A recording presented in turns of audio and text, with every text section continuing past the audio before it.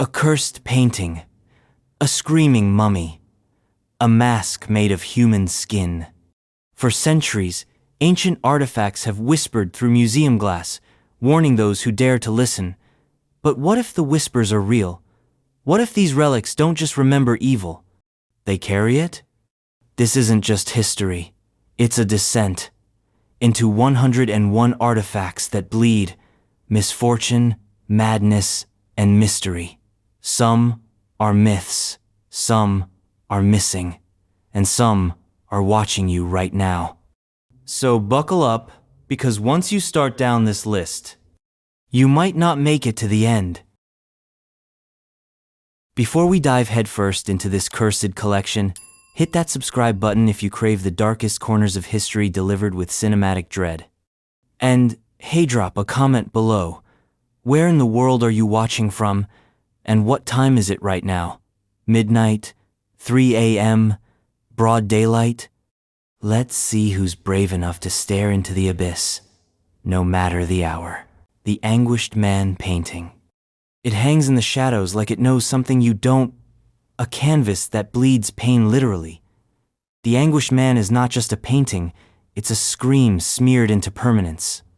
A self-portrait of suffering, forged from oil paint, torment, and according to the lore, the artist's own blood. And not metaphorically. Real, red, iron-scented blood, stirred into the palate like some unholy communion. No one knows who painted it. No signature, no history. Just a grotesque figure with a face contorted in eternal agony, like its mid-wail at a crime we'll never understand. The man who allegedly created it is said to have died by suicide shortly after finishing it. Final brushstroke, final breath. It sounds like a campfire tale at Versturban Legend Fair, but then the painting started showing up in real-life horror stories. Its current owner, Sean Robinson, inherited it from his grandmother, who had kept it locked in the attic for decades. Her warning? That painting is evil. Don't hang it. Of course he hung it. And then came the nightmares. Doors slamming in the dead of night. Shadow figures flickering just outside the edge of vision. A sound like someone crying from inside the walls.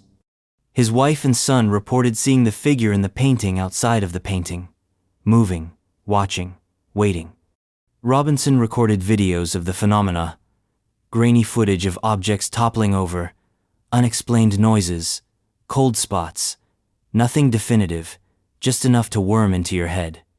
Enough to make you wonder if the face in the painting isn't anguished because of what happened to him, but because of what he knows he's going to do to you.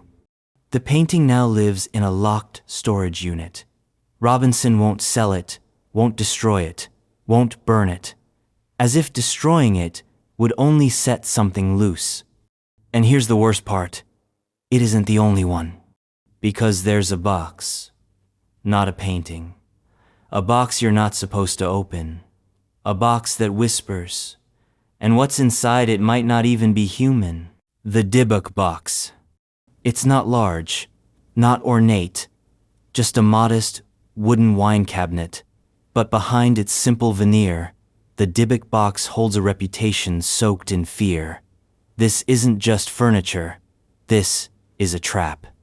For something old and angry. In Jewish folklore, a dybbuk is a dislocated Sulan evil spirit that refuses to move on. Instead, it clings to the living, leeching vitality, twisting emotions, whispering things you don't want to hear in the dead of night.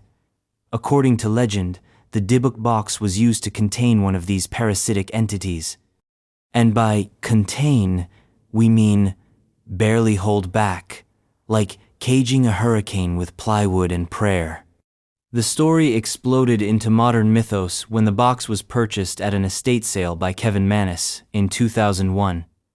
He didn't know what he had, just thought it was a quirky antique, a conversation piece. It became a conversation, all right between him and something he couldn't see. Strange smells seeped from the box. Jasmine one day, cat urine the next. Lights flickered, shadows danced. And then came the dreams. of a withered hag, of suffocation, of loss. Every owner after Manis reported escalating misfortunes, illness, accidents, financial ruin. One man suffered a stroke. Another's hair fell out. One even claimed to have lost his sense of time. The box changed hands like a cursed hot potato until it landed in the hands of a museum. But even behind glass, it hums with dread. Skeptics say it's just power of suggestion, that the real curse is psychological. But ask anyone who's touched it, they'll tell you it's not all in your head. Some things aren't meant to be opened. Some boxes don't just hold wine, they hold wrath. But if you think one cursed box is scary, wait until the curse can follow families. Because the next artifact doesn't just ruin your weekend, it ruins your bloodline. The basano vase. It was beautiful, pure silver, gleaming like moonlight frozen into form, crafted in Italy in the 15th centurion era, where plague walked beside peasants and nobles alike. The basano vase was said to be a wedding gift, but the bride never made it to the ceremony. She died that same night, clutching the vase. Her final breath whispered a curse, a warning. The details are murky, lost in centuries of hushed retellings, but the vase was said to bring death to anyone who possessed it, not sickness, not misfortune, death, as in, here lies another unlucky soul who ignored the legend. Over the centuries, it moved from home to home, owner to owner, always discreetly, always followed by tragedy. A string of unexplained deaths wrapped around it like a noose, sometimes within days, sometimes hours. One story claims that it was buried with instructions not to dig it up. Another says it was hidden in a monastery, sealed in lead, as if the metal itself might mute the malevolence inside. But then came the modern world. Archaeologists or treasure hunters saw, maybe just the hopelessly curious unearthed the vase again, and the deaths started up once more. Families gone. Young, healthy owners dead without cause. Eventually, a final note was supposedly attached to the artifact. Beware. This vase brings death.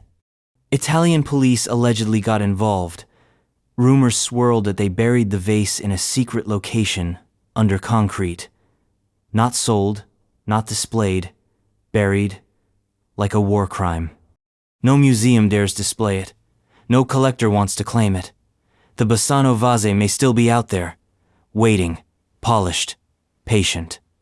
And as chilling as it is to imagine a vessel killing its keepers, the next artifact doesn't need to kill you to destroy you. All it takes is putting it on your head. The Koh-i-Noor diamond.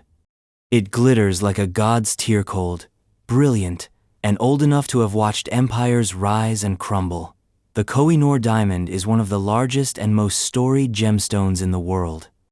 But beneath that radiant shine lies a history drenched in blood. Its origins trace back to ancient India, possibly as far as the 13th century. Legends say it once belonged to the gods themselves, but in mortal hands, the diamond turned darker. It passed through dynasties like a virus, dragging ruin behind it. Wherever it went, the throne fell, rulers lost wars, empires collapsed, bloodlines ended. It came to be known as a cursed gem, especially for men. There's a pattern. Every male who wore the Koh-i-Noor met a grisly fate: assassination, defeat, exile, madness. The pattern was so consistent that when the British seized the diamond during the colonization of India, they made a decision: no man would ever wear it again.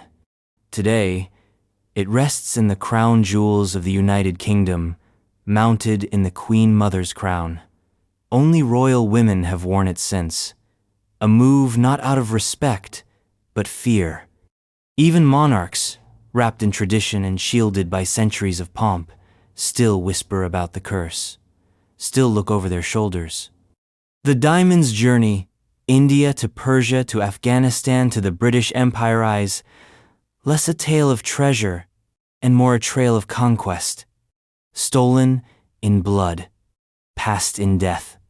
And though it sits behind bulletproof glass, the Koh Nor's story isn't over. It's a loaded artifact, a cold, elegant grenade with a sparkling pin. But diamonds aren't the only cursed jewels in history. Some are darker, heavier, and stained with far more blood. The next one is like a beautiful mirror reflecting nothing but grief. The Hope Diamond. Its glow is hypnotic, a shade of blue that seems too rich, too deep-like, staring into the eye of a god that wants you gone.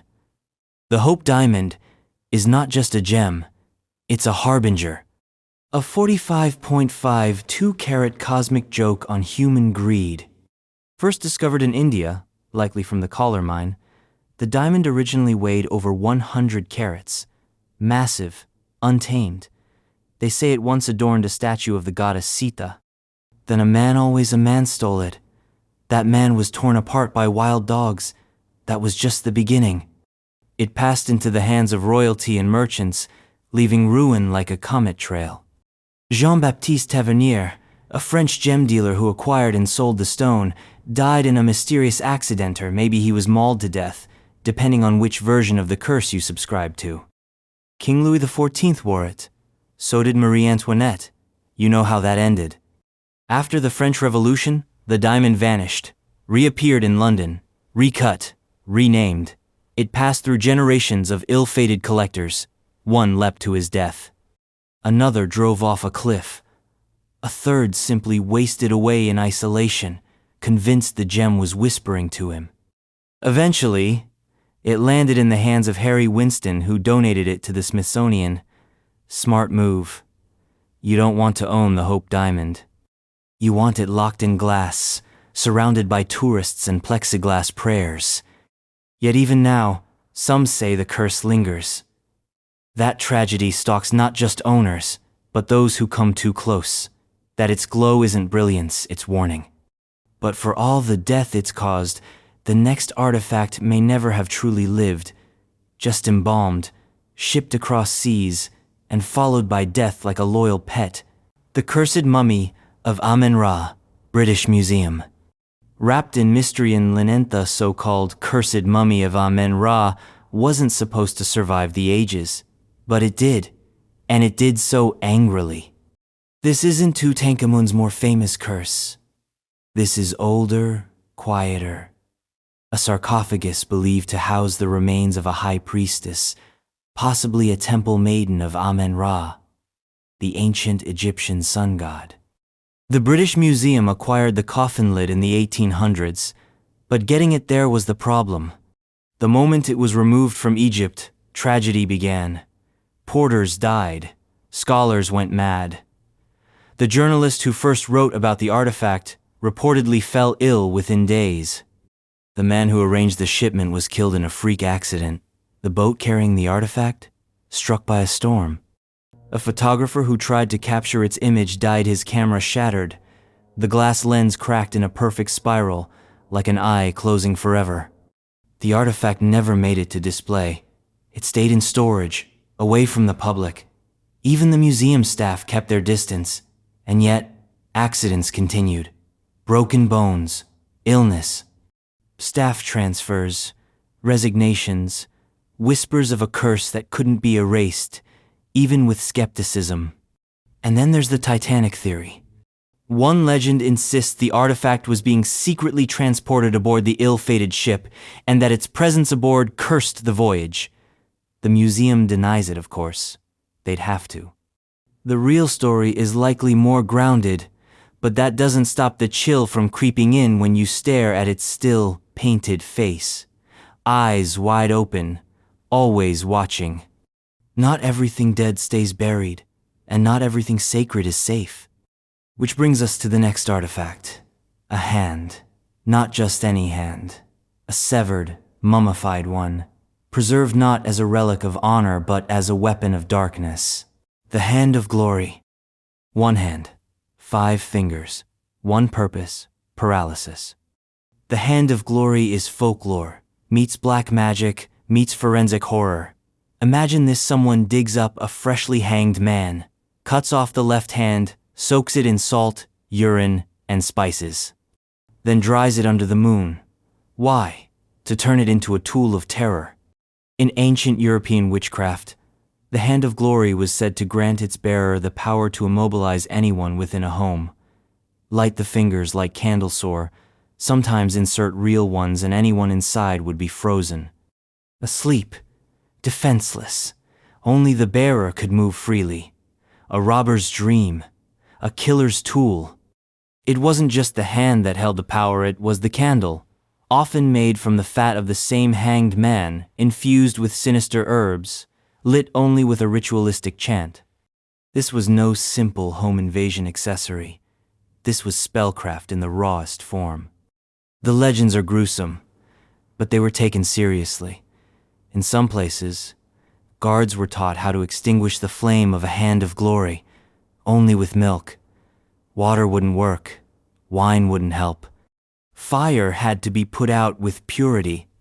Several alleged hands of glory have been found in old collections, museums, or buried beneath floorboards, often charred, often shriveled. Sometimes mistaken for dried animal parts until you notice the human fingernails, or the ring still welded to one withered knuckle. It's a relic of fear, not reverence, of power bought through death, a reminder that sometimes ancient magic wasn't about healing or harmony, it was about control, domination, getting what you wanted at the cost of someone else's soul. And speaking of souls, the next artifact doesn't just hold one, it may hold thousands, trapped in golden sap, screaming forever. 7 artifacts in, and we've already crossed paths with cursed diamonds, haunted dolls, and blood-soaked altars. And trust me, we're just getting started. If you're still here, you're exactly the kind of history freak this channel was made for. So go ahead, subscribe now, and never miss another dive into the world's darkest legends. Also, I've got to ask, where are you watching from? And what time is it on your end? Middle of the night? Lunchtime chaos? Let me know in the comments. Let's see how far these curses have traveled. The Perthshire Amber. Golden, ancient, and deceptively beautiful amber is fossilized sunlight, or so the poets say. But in the case of the Perthshire Amber, it's more like fossilized terror. This isn't just a pretty gemstone from Scotland. This is a trap, a prison, a relic, with a malevolent hitchhiker sealed inside. Found in the Scottish Highlands, the Perthshire Amber is larger than mostrally the size of a clenched fist. Glowing honey gold, it looks like it should belong on the neck of a queen or buried in the hoard of a druidic king. But what's trapped inside isn't a prehistoric insect. It's something older, something angry. Local legend says that when the amber was uncovered from the peat bog, strange things started to happen. Animals on the nearby farm grew skittish. Horses refused to pass the dig site. And the man who found it? He didn't sleep for 3 days. Claimed he heard whispers whenever he touched the stone, whispering in a language he didn't recognize but understood perfectly. Let me out. When he finally brought the amber home, the house turned cold. Not just a draft winter in your bones cold. Shadows moved without light. His wife fell ill. His dog disappeared. Eventually, he locked the amber in a box and buried it deep in the woods. Smart. Too bad someone else dug it back up. Today, the Perthshire Amber isn't on display in a museum. It's part of a private collection. And the collector? He refuses to speak about it. But he does keep it in a lead-lined case, in a room lined with salt, under constant light, just in case the darkness inside decides it's time to stretch its legs. But amber isn't the only ancient stone tied to a curse. Some curses are earned. Others, well, you earn them by not following instructions. Which brings us to the next artifact. A stone you're supposed to kiss. But only if you want to keep your life and your voice. The Blarney Stone. At first glance, the Blarney Stone looks like a medieval tourist trap. A slab of limestone embedded in the battlements of Blarney Castle in Ireland. Millions of visitors climb the dizzying stairs just to lean over the edge and kiss it while hanging upside down, no less. Why? To receive the gift of gab, or eloquence in speech. But what if the stone gives more than eloquence? What if it takes something in return? There's an old legendone that doesn't make the travel brochures that the stone was cursed by a witch. A woman wronged, betrayed, or simply amused by humans' endless vanity. The curse? If you kiss the stone without asking permission, if you take its blessing for granted, it won't bless you. It'll follow you, and not in a friendly way. Visitors who mocked the ritual reported strange dreams afterward. Others claimed to lose their voices or suffer sudden speech impediments. One man said he couldn't speak for weeks. Doctors found nothing wrong. He got his voice back eventually, after flying back to Ireland and apologizing to the stone. The idea of kissing a magical rock sounds absurd until you see the lengths people go to reach it.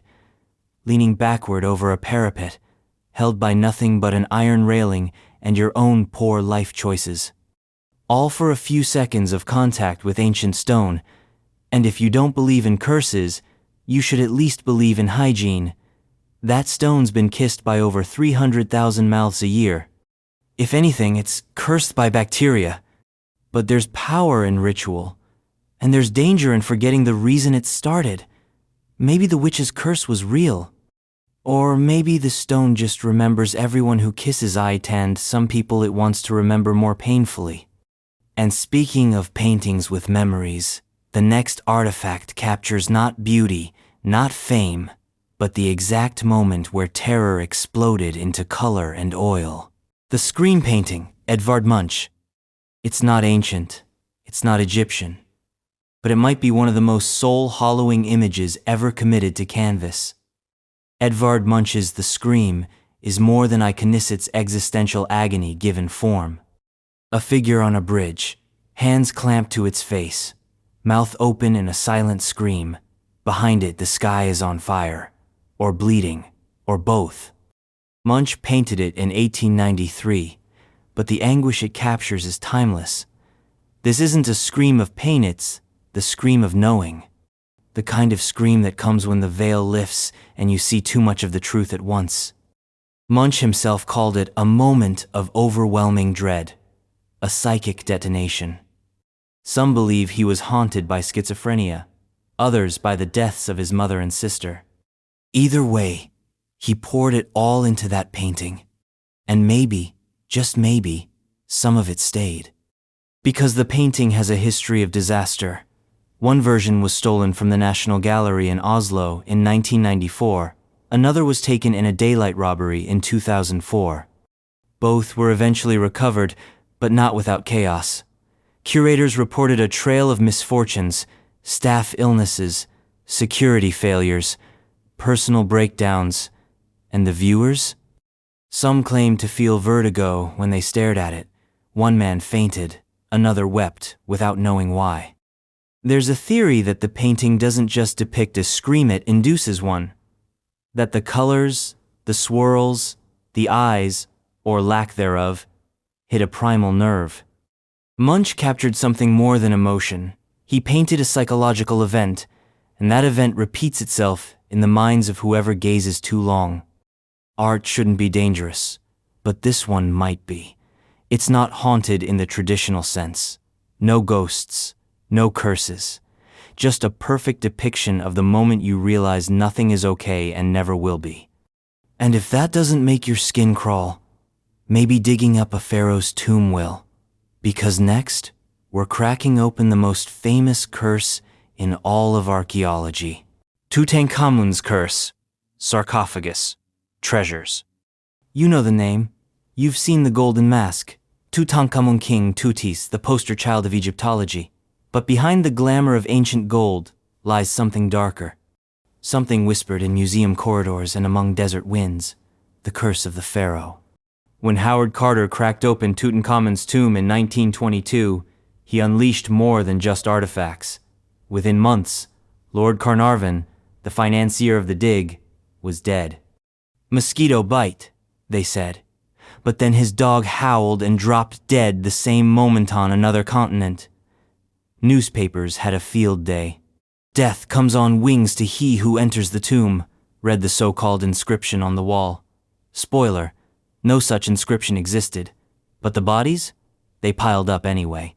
By the time the dust settled, over a dozen people connected to the tomb's excavation had died under strange or sudden circumstances, accidents, illnesses, mysterious fevers. Coincidence? Said the skeptics.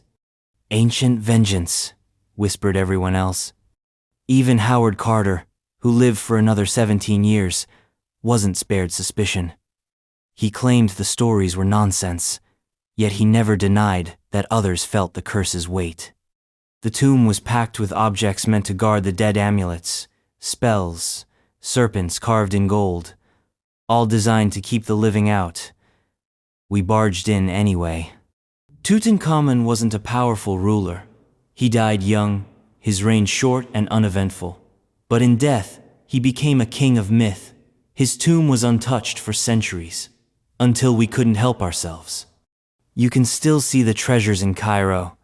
The chariots, the beds, the daggers, all gleaming, all beautiful, all pulled from a place where they were never meant to be disturbed. It's a collection of wonder, and maybe a warning. But the Boy King isn't the only ancient ruler whose tomb caused trouble. The next artifact comes not from Egypt, but from Turkey, and the fight over it didn't just involve curses. It involved lawsuits, museums, and a national scandal. The Lydian hoard, Karun treasure. Gold crowns, bejeweled ornaments, eerie statues with blank eyes.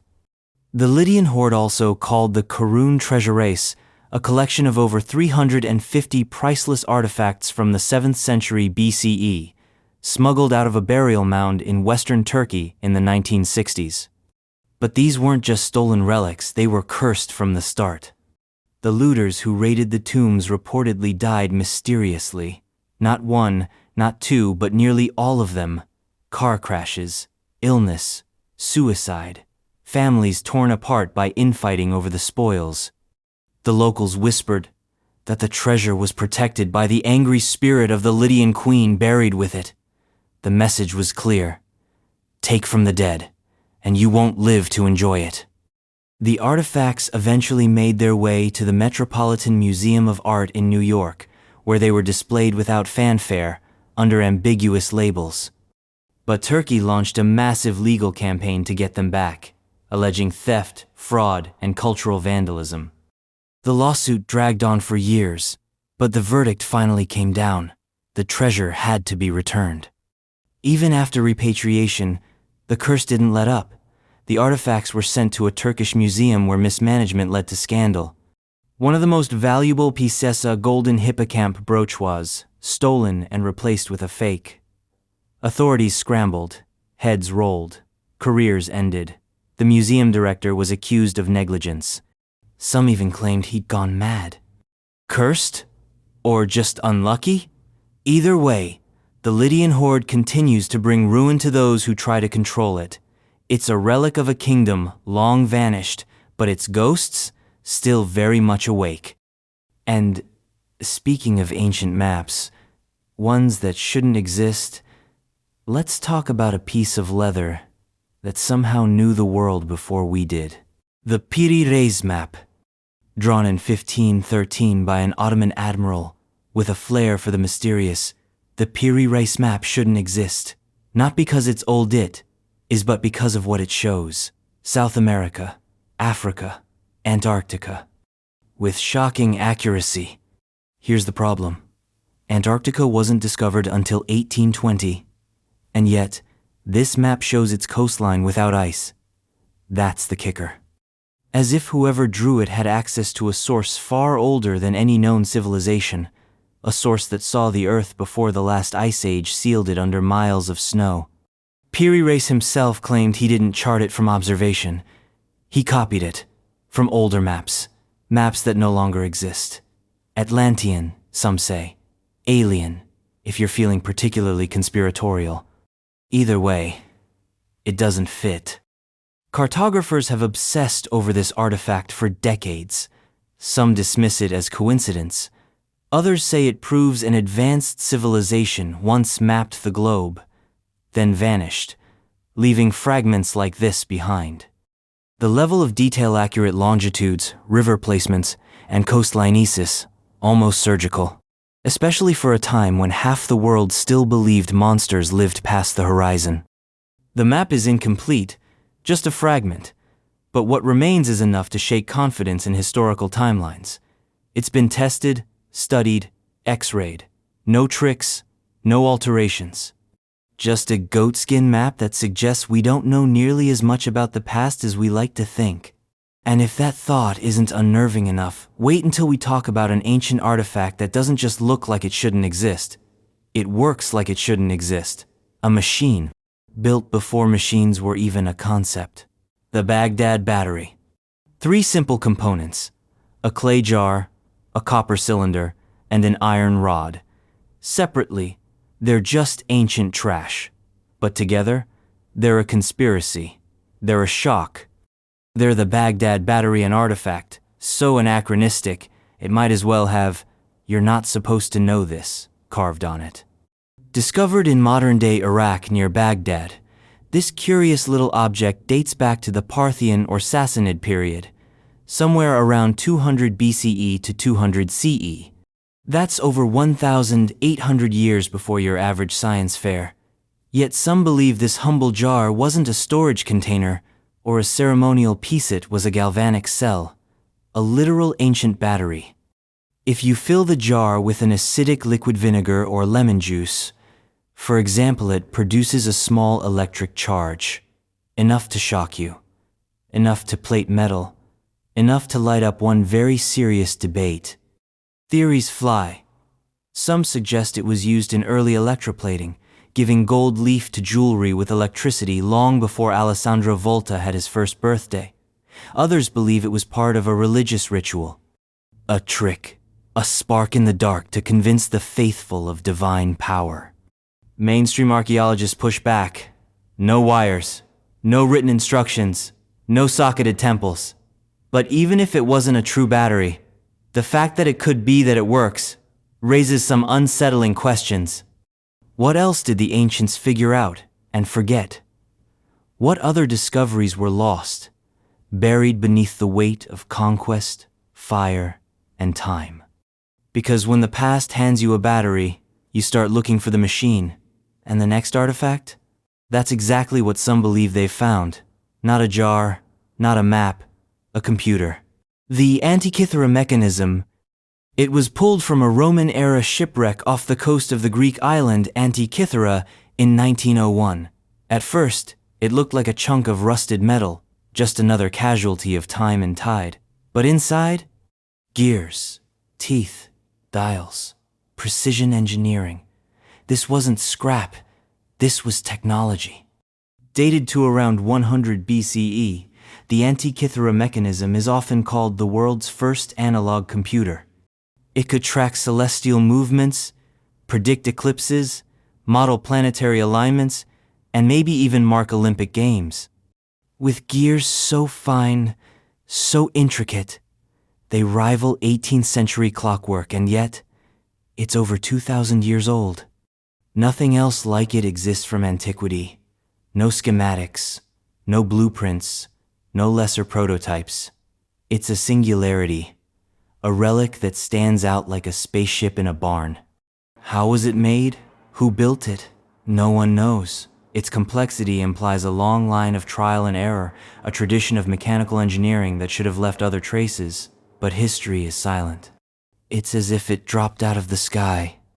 And maybe that's why it unnerves people, because it doesn't fit. Ancient Greeks weren't supposed to build orreries with differential gearing. They weren't supposed to do this. So, either someone had a moment of god-tier genius and left no record, or this is a glimpse of an ancient intelligence that never made it into textbooks. The mechanism sits in a museum in Athens, behind glass. But replicas have been made, tested, and yes, they work. They prove the ancients knew much more than we give them credit for. And speaking of things that don't belong, next artifact is literally embedded in the earth. A hammer, trapped in stone. And if the dating is accurate, it shouldn't exist at all. The London hammer. It looks like something from a blacksmith's toolbox. An iron hammerhead with a wooden handle, partially fossilized. But here's the catch: it was found encased in a chunk of rock. Ancient rock. Rock that, according to some estimates, is over 100 million years old. Let that sink in. Discovered near London, Texas, in the 1930s, the London hammer defies simple classification. The hammer appears to be man-made, but the rock it was found in? Supposedly from the Cretaceous period, long before humans, long before mammals even had a shot at running the place.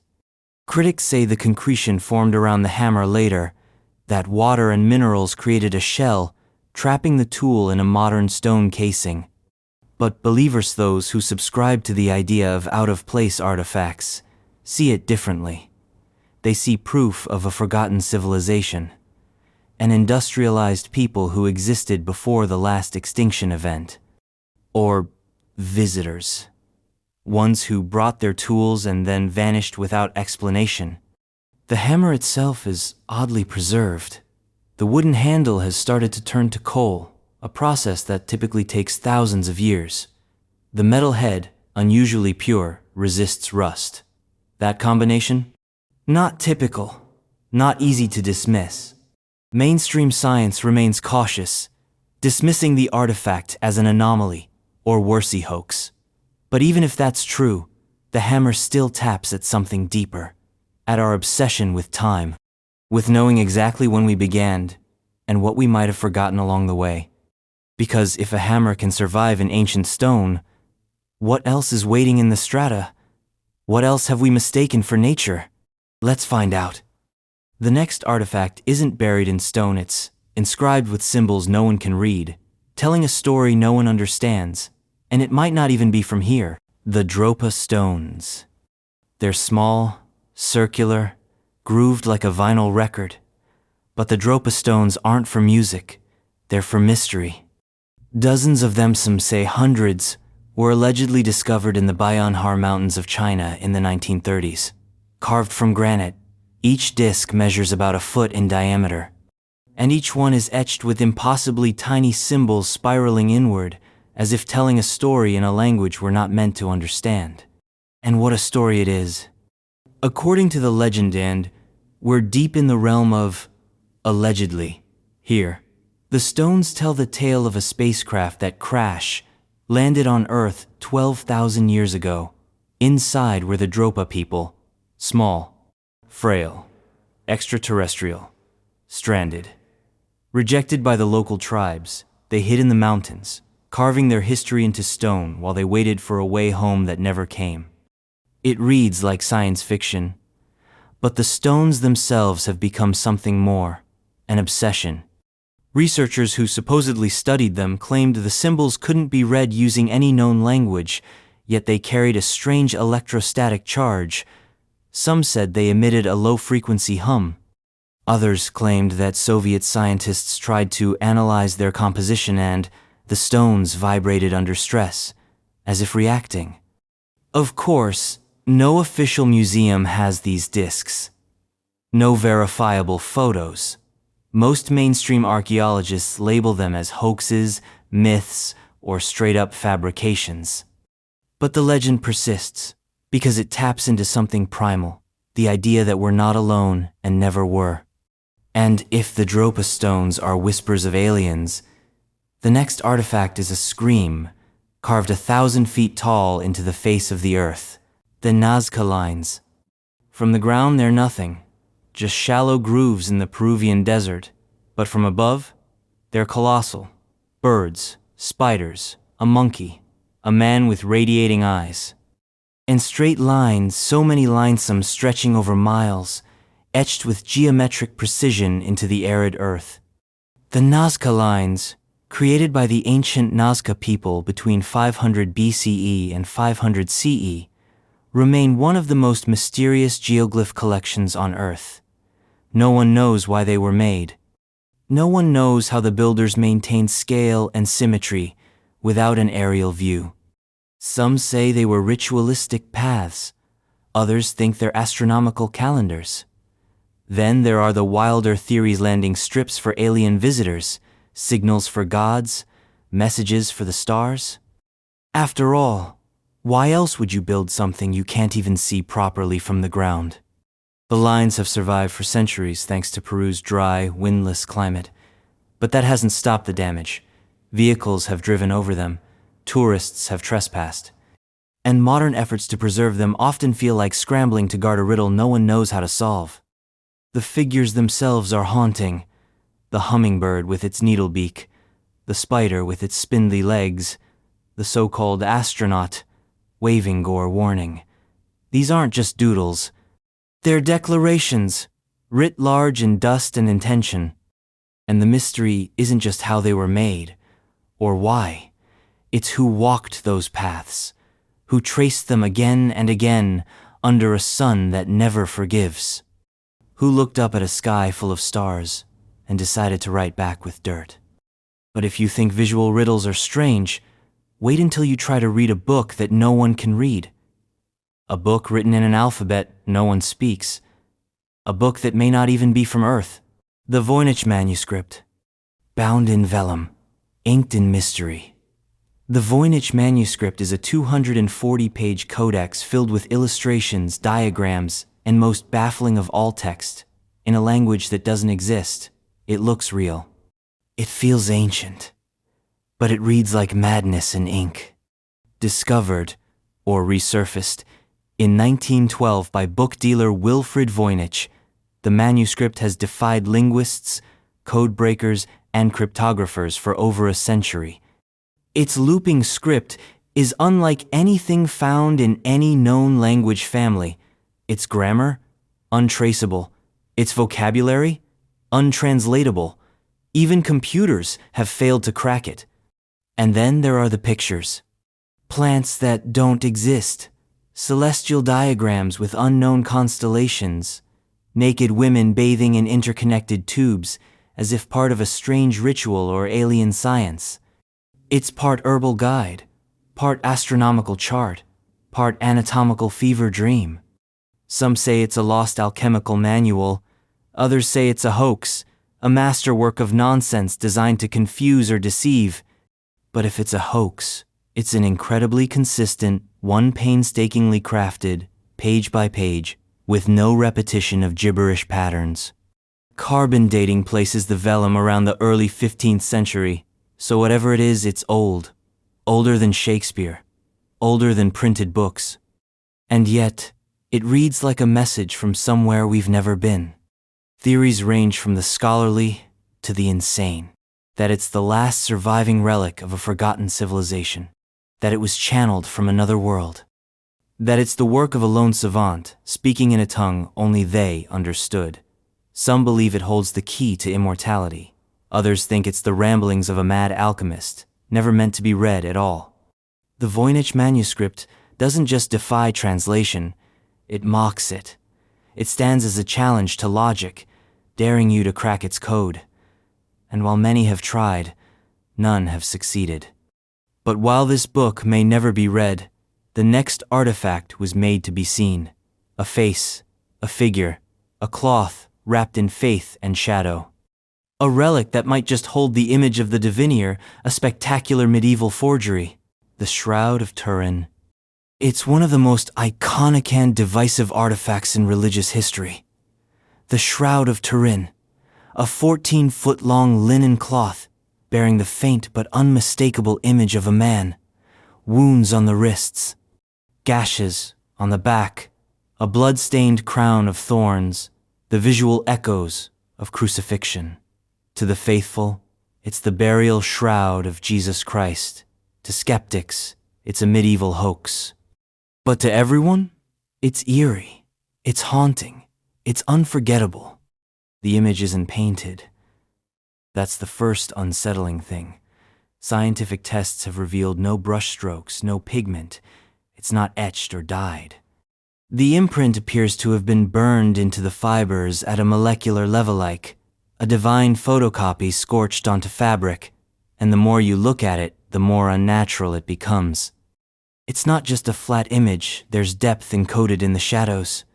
When digitized, the face lifts off the cloth like a three-dimensional model. That's not how medieval art worked. Carbon dating performed in the 1980s placed the shroud in the 13th or 14th century. Case closed, right? Not quite. Critics argue the tested samples came from a patched corner, repaired centuries after the cloth's creation. Later studies point to pollen traces, soil samples, and weaving patterns consistent with first-century Judea. Each piece of data pushes the debate back into the unknown. The shroud has survived fires, floods, wars, and pilgrimages. Millions have come to stare into the faded face, whether in awe or in search of flaws. Some say they've been healed. Others feel only the cold weight of mystery. Whatever it surely relic, wholly fraud, or wholly accidented, radiates an almost unbearable intensity. But while this cloth may preserve an image of death, the next artifacts are shaped like death itself, dozens of them, all staring back at you with hollow quartz eyes. The crystal skulls, carved with precision, polished to perfection. The crystal skulls are a group of human skull-shaped sculptures, some clear, some milky, made from solid quartz. And according to the stories, they're ancient, Mesoamerican, mystical, maybe even extraterrestrial. There are at least a dozen known skulls, each claimed to hold miraculous powers, healing, telepathy, visions of the future. Some believe they store vast knowledge from a long-lost civilization, like Atlantean USB drives waiting for the right person to decode them. The most famous, the Mitchell Hedges skull, is said to be perfectly symmetrical, carved against the grain of the quartz crystal, something modern tools struggle to do without shattering the material. Yet no tool marks are visible, no chisel scratches.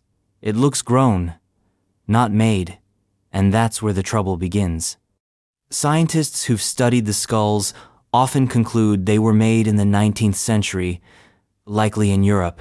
Fakes, clever, creepy fakes. But believers push back. They argue that skeptics haven't studied the skull's-only copies, that the real ones are still hidden, or locked away in private collections, or kept far from prying eyes because what's inside them isn't just mystery. It's dangerous. Legends swirl around the skulls like smoke, that they were once part of a set of 13, that when reunited, they'll reveal a cosmic truth or trigger an apocalypse, that they've cursed those who mishandled them, that they move on their own, that they hum when the stars align. Are they ancient relics, elaborate hoaxes, or something in between, a lie that somehow still tells a deeper truth? Whether real or fake, the skulls grip the imagination because they stare right back. They remind us we're mortal, fragile, and maybe not alone. And if crystal skulls whisper of lost treasures, the next artifact screams, etched in copper, buried in a cave, listing a treasure no one's ever found. The Copper Scroll. Unlike the other Dead Sea Scrolls, which were made of parchment or papyrus and filled with spiritual writings, the Copper Scroll stands out immediately. First, because it's not fragile, it's made of metal. And second, because it doesn't preach. It instructs. It's a treasure map, a cursed one. Discovered in 1952 near Qumran, the Copper Scroll contains a list 64 to be exact of hiding places. Locations supposedly filled with gold, silver, vessels, and artifacts of immense value. The kind of list that could fund a kingdom or spark a war. In total, the described treasure is estimated in the tons. Literal tons of precious metals stashed away during a time of war and chaos, possibly during the Roman siege of Jerusalem. But here's the catch. No one has ever found it. Some believe the treasure is still buried across the hills of Judea, just waiting for someone to follow the cryptic directions correctly. Others think it was already looted centuries ago. And then there are those who suspect the scroll was always a decoy lure for greedy fools who would dig forever and never find a thing.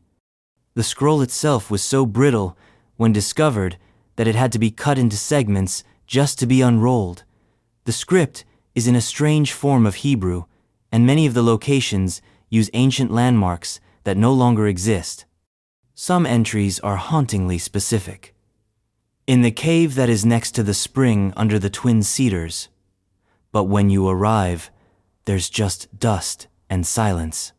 There's also a theory that the treasure belonged to the Second Temple in Jerusalem, that it was sacred, hidden not just for safety but for punishment, that whoever takes it invites divine wrath, like taking a sword from a tomb marked with blood.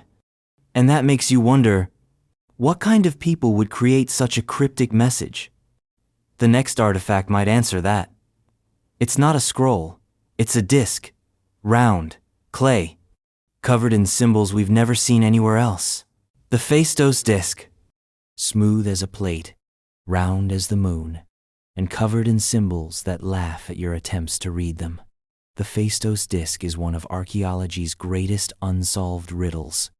Found in the ruins of the Minoan palace at Phaistos on the island of Crete in 1908, the disc dates back to roughly 1,700 BCE. That makes it over 3,700 years old, and we still have no idea what it says. It's made of fired clay, about 6 inches in diameter, stamped on both sides with a spiral of pictographic symbols. Not carved, but pressed with pre-made stamps, essentially the world's first known use of movable type. That should have been revolutionary, a game changer, but it wasn't. Because no other artifact uses this script, it exists in total isolation. There are 241 symbols in total, representing 45 unique signs. Some resemble humans, others look like tools, plants, animals, or stars. But their meaning remains locked behind a wall of silence. No Rosetta Stone, no bilingual inscription, no parallel texts to cross-reference. Theories, of course, are abundant. Some say it's a hymn, a prayer, a list of soldiers, a calendar, a magical incantation. Some say it's a hoax made up by the archaeologist who found it. But the clay's age has been verified. The disc is real. The mystery is realer. And here's the kicker. The disc looks too modern. The way the text spirals inward, the uniformity of the stamps, the manufacturing technique. It's as if someone from the 20th century time-traveled back with a printing press and a joke. Whatever it says, it doesn't want to be known. And while this disc speaks in silence, the next artifact is just as mutant, just as bizarre. 12 sides, hollow, ancient, and completely useless, or incredibly important. The Roman dodecahedron. Imagine a strange bronze object small enough to fit in your palm. It has 12 pentagonal faces, each with a hole in the center. The edges are studded with tiny knobs. That's it. No inscriptions. No decoration. Just a silent, geometric question mark. Over 100 of them have been found across Europe, from England to Hungary, and we have no idea what they were for. The Roman dodecahedron dates to the 2nd or 3rd century CE. They've been found in graves, in fields, and near military sites, but never in a context that explains their function. No ancient Roman text mentions them. No carvings show them in use. They're ghosts of a forgotten purpose. Were they tools? Some suggest they were for measuring angles or distance. Others propose they were used to calibrate water pipes or knitting gloves to size.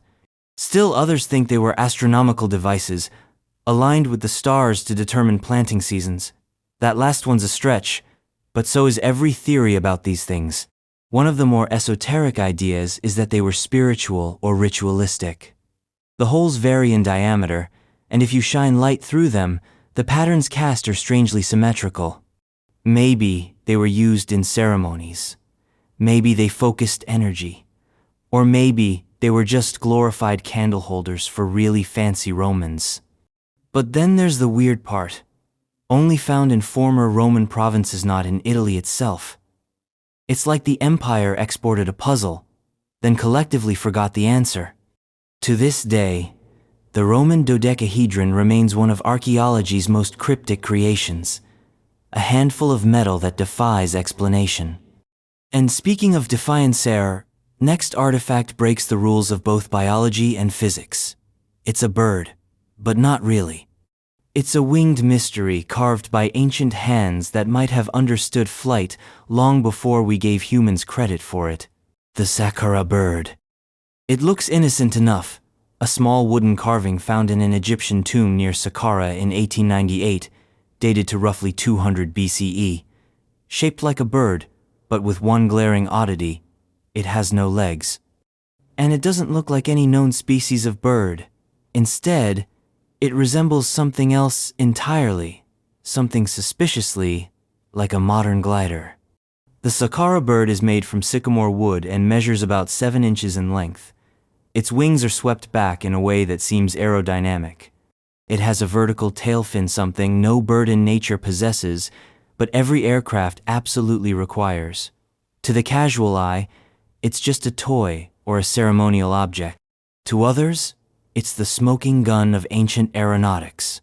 Some theorists believe the Saqqara bird is evidence that the Egyptians had some understanding of flight, that maybe, just maybe, they experimented with gliders, or had knowledge handed down from an even older civilization known we've forgotten.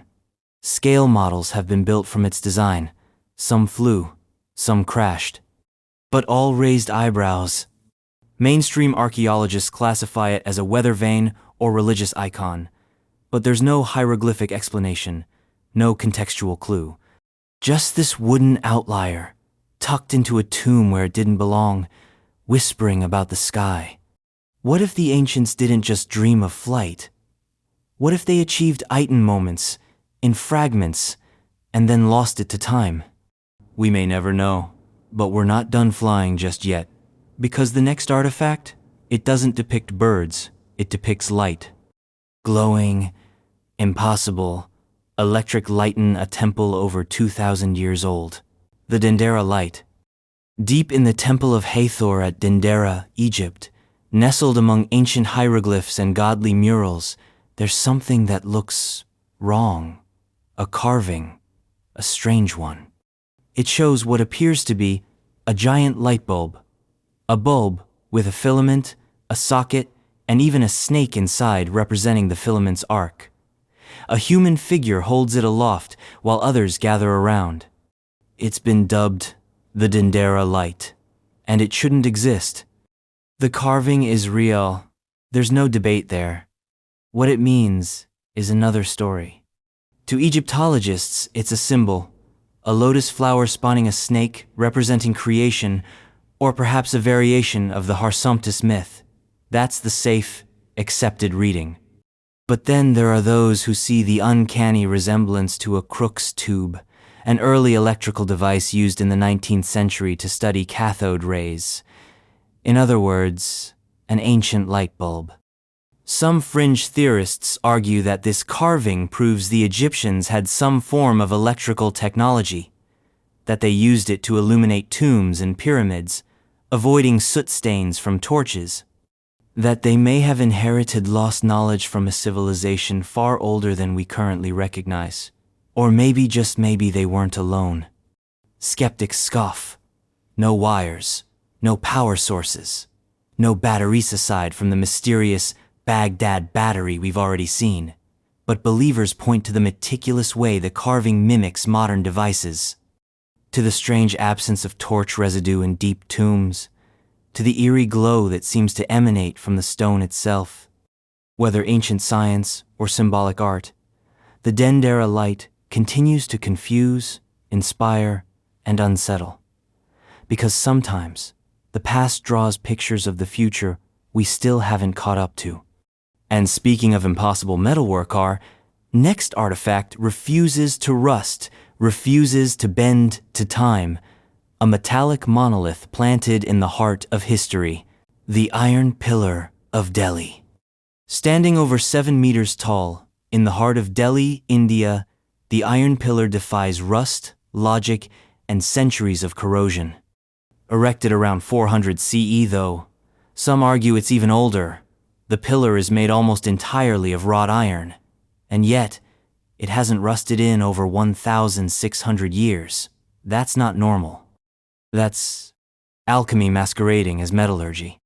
The surface is covered in a thin layer of passive protective film mix of iron, oxygen, and hydrogen, but this film formed naturally. The real mystery? How ancient metalworkers achieved this purity without modern tools. The iron is 99.72% pure, which is difficult even today. In the ancient world, it should have been impossible. And yet, there it stands, in open air, through monsoons and scorching heat, almost untouched by time. Some call it a marvel of early science.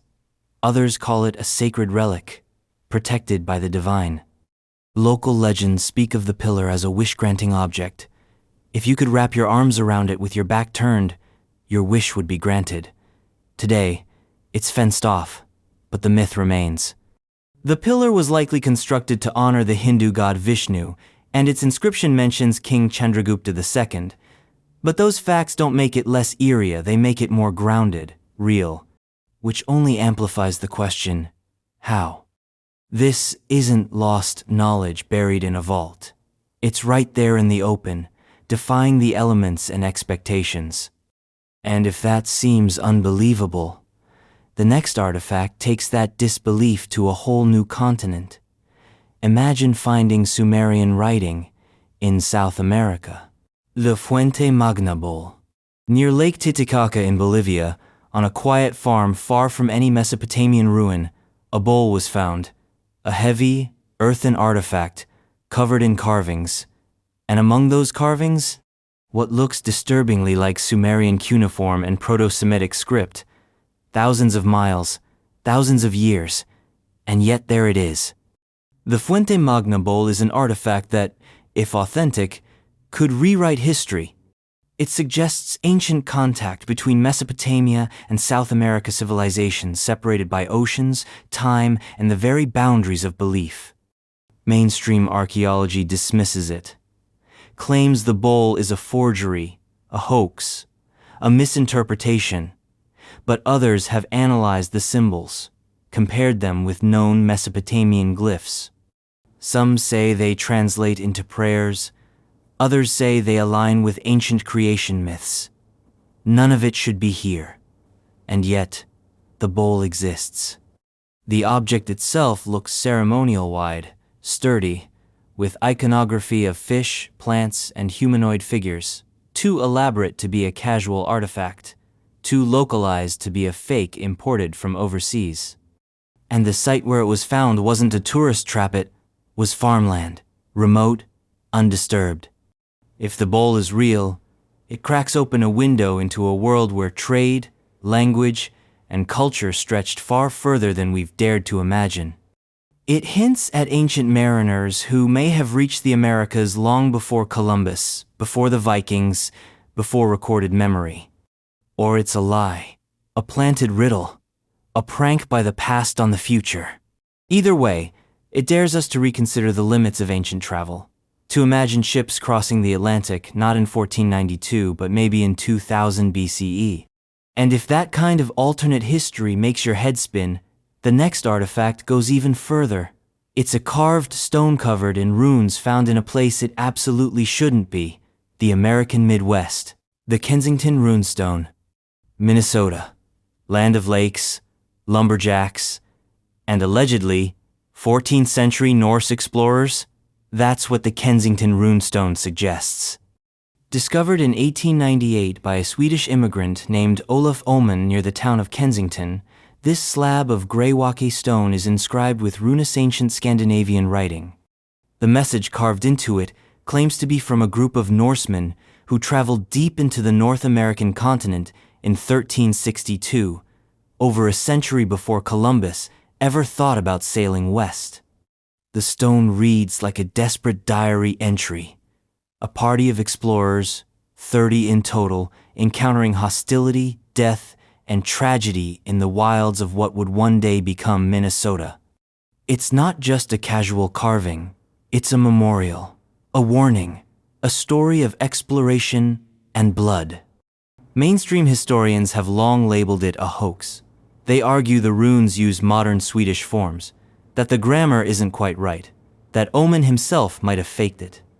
But then, there are those who say the runes match obscure dialects not even known at the time the stone was found, that the weathering looks authentic, that there's a faint echo of truth beneath the skepticism. And more curiously, similar rune-inscribed stones have turned up in scattered parts of the Midwest. If it's a hoax, it's a persistent one. If it's real, it hints at a Norse expedition that vanished into the forests and left behind only stone and silence. The Kensington runestone sits in a small museum today, guarded less by security than by controversy. It challenges everything we thought we knew about early exploration, and it's only the beginning. Because if this stone raises eyebrows, the next artifact will raise dinosaurs. Literally. The Ica stones. Carved in volcanic andesite, the Ica stones of Peru are either the most outrageous archaeological hoax ever, Stagidor the most explosive rewrite of human history. Thousands of these smooth, dark stones have been discovered near the Ica province. Each one is etched with scenes that defy every timeline. Humans coexisting with dinosaurs, brain surgery, star charts, telescopes, ancient astronauts, jet propulsion. Basically, it's the History Channel's late-night fever dream, but in stone. Most of the stones are palm-sized, dark gray, and densely packed with images. You'll see men riding pterosaurs, tyrannosaurs being domesticated, and complex surgical procedures like heart transplants being performed with tools that look disturbingly advanced. It's a prehistoric Pixar reel carved by an unknown hand. Scientists have, unsurprisingly, dismissed them outright. Many stones were admitted fakes, produced by local farmers to sell to tourists. Some even demonstrated how they aged the stones using chicken droppings and smoke. Case closed? Not quite, because some of the stones were allegedly found in sealed tombstones that had never been opened. And a few bear signs of wear and oxidation that predate modern handling. Still, the prevailing consensus is hoax. Elaborate, persistent, profitable, but a hoax nonetheless. Yet that hasn't stopped true believers from arguing that at least some of the stones are genuine. That maybe ancient humans did witness creatures we now call extinct. Or that the knowledge of past advanced civilizations was lost, only to be rediscovered in whispers and rubble. Whether fake, real, or a bizarre mix of both, the Ica stones represent a collision of fantasy and archaeology. A reminder that the human appetite for wonder is matched only by its capacity for trickery. And if carving dinosaurs into stone seems like too much, the next artifact cranks the absurdity to maximum. Because it isn't just carving sites figures, thousands of them, made by hand. And featuring humans, dinosaurs, and giants, all hanging out like it's just another Tuesday. The Acámbaro figures. In the dusty town of Acámbaro, Mexico, a man named Waldemar Julsrud made a discovery in 1944 that defies belief or demands it be suspended entirely. What he found were clay figurines, not a few. Not 100, but over 30,000 of them, depicting everything from human beings to dinosaurs. Yes, dinosaurs. And not just one type. Triceratops, Stegosaurus, Plesiosaurs, raptors. All mingling with ancient humans, giants, and bizarre hybrid creatures. The figurines are remarkably varied. Some depict daily life people cooking, fighting, dancing. Others are more unsettling. Humanoids with reptilian features, creatures mid-battle with terrifying beasts, and men riding what look like long-extinct reptiles.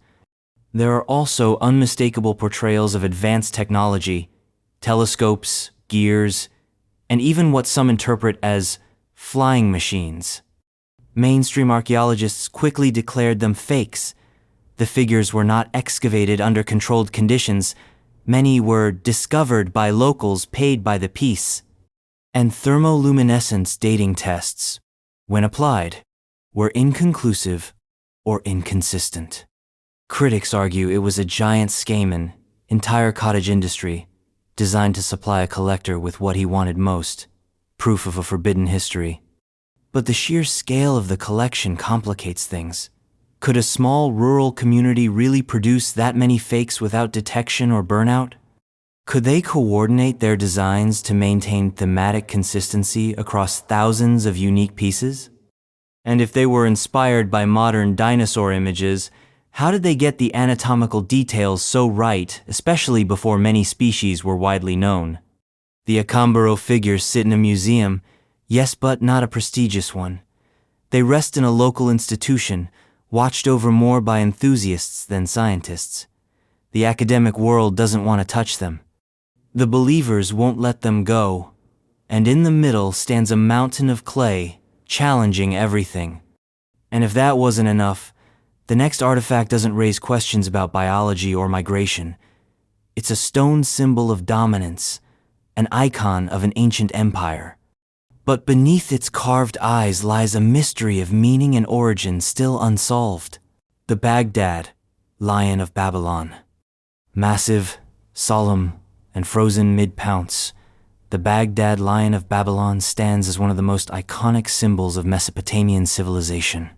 Carved from black basalt and dating back to the 6th century BCE, this monumental sculpture depicts a lion trampling a man beneath its paws.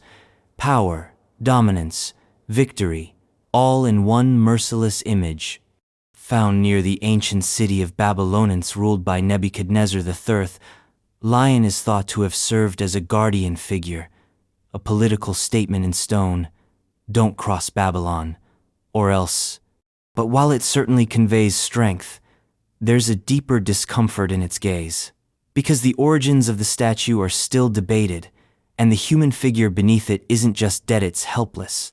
Not a soldier, but a man, naked, broken, sacrificed maybe.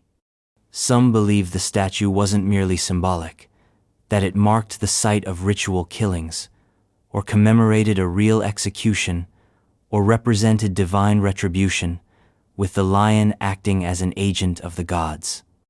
Others think it's part of a funerary monument, an eternal warning etched into the landscape. Either way, it commands attention. But there's more.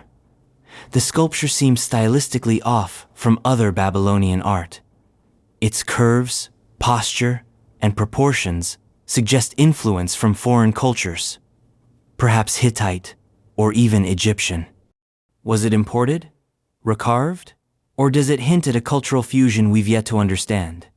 Today, it stands like a fossil of authority, majestic, cruel, enigmatic, and it's just one of many relics from ancient empires that seem to have been built with technology or techniques lost to us. Speaking of which, the Giza Pyramids. The Giza Pyramids don't need an introduction. They rise from the desert like titans buried up to their shoulders, monuments to eternity. But despite their familiarity, the deeper you dig, literally and metaphorically, the more unsettling they become. Built around 4,500 years ago, these pyramids, especially the Great Pyramid of Khufu, feats of engineering that still defy full explanation. Over 2 million limestone blocks, some weighing more than 70 tons, stacked with such precision that you can't even slip a credit card between them. No mortar, no machines, no forgiveness for error. How did they do it? Mainstream theory says ramps. Lots of ramps. But where are those ramps? How were they structured? How did they support such massive weights without collapsing? Others propose cranes, levers, counterweights. All plausible, all problematic. Then there are the alignments. The Great Pyramid is aligned with true north to within 1/2 of a degree. Its base is level within less than an inch. The sides mirror the curvature of the earth. The internal chambers especially. The king's chamber suggest mathematical and astronomical knowledge that shouldn't have existed at the time.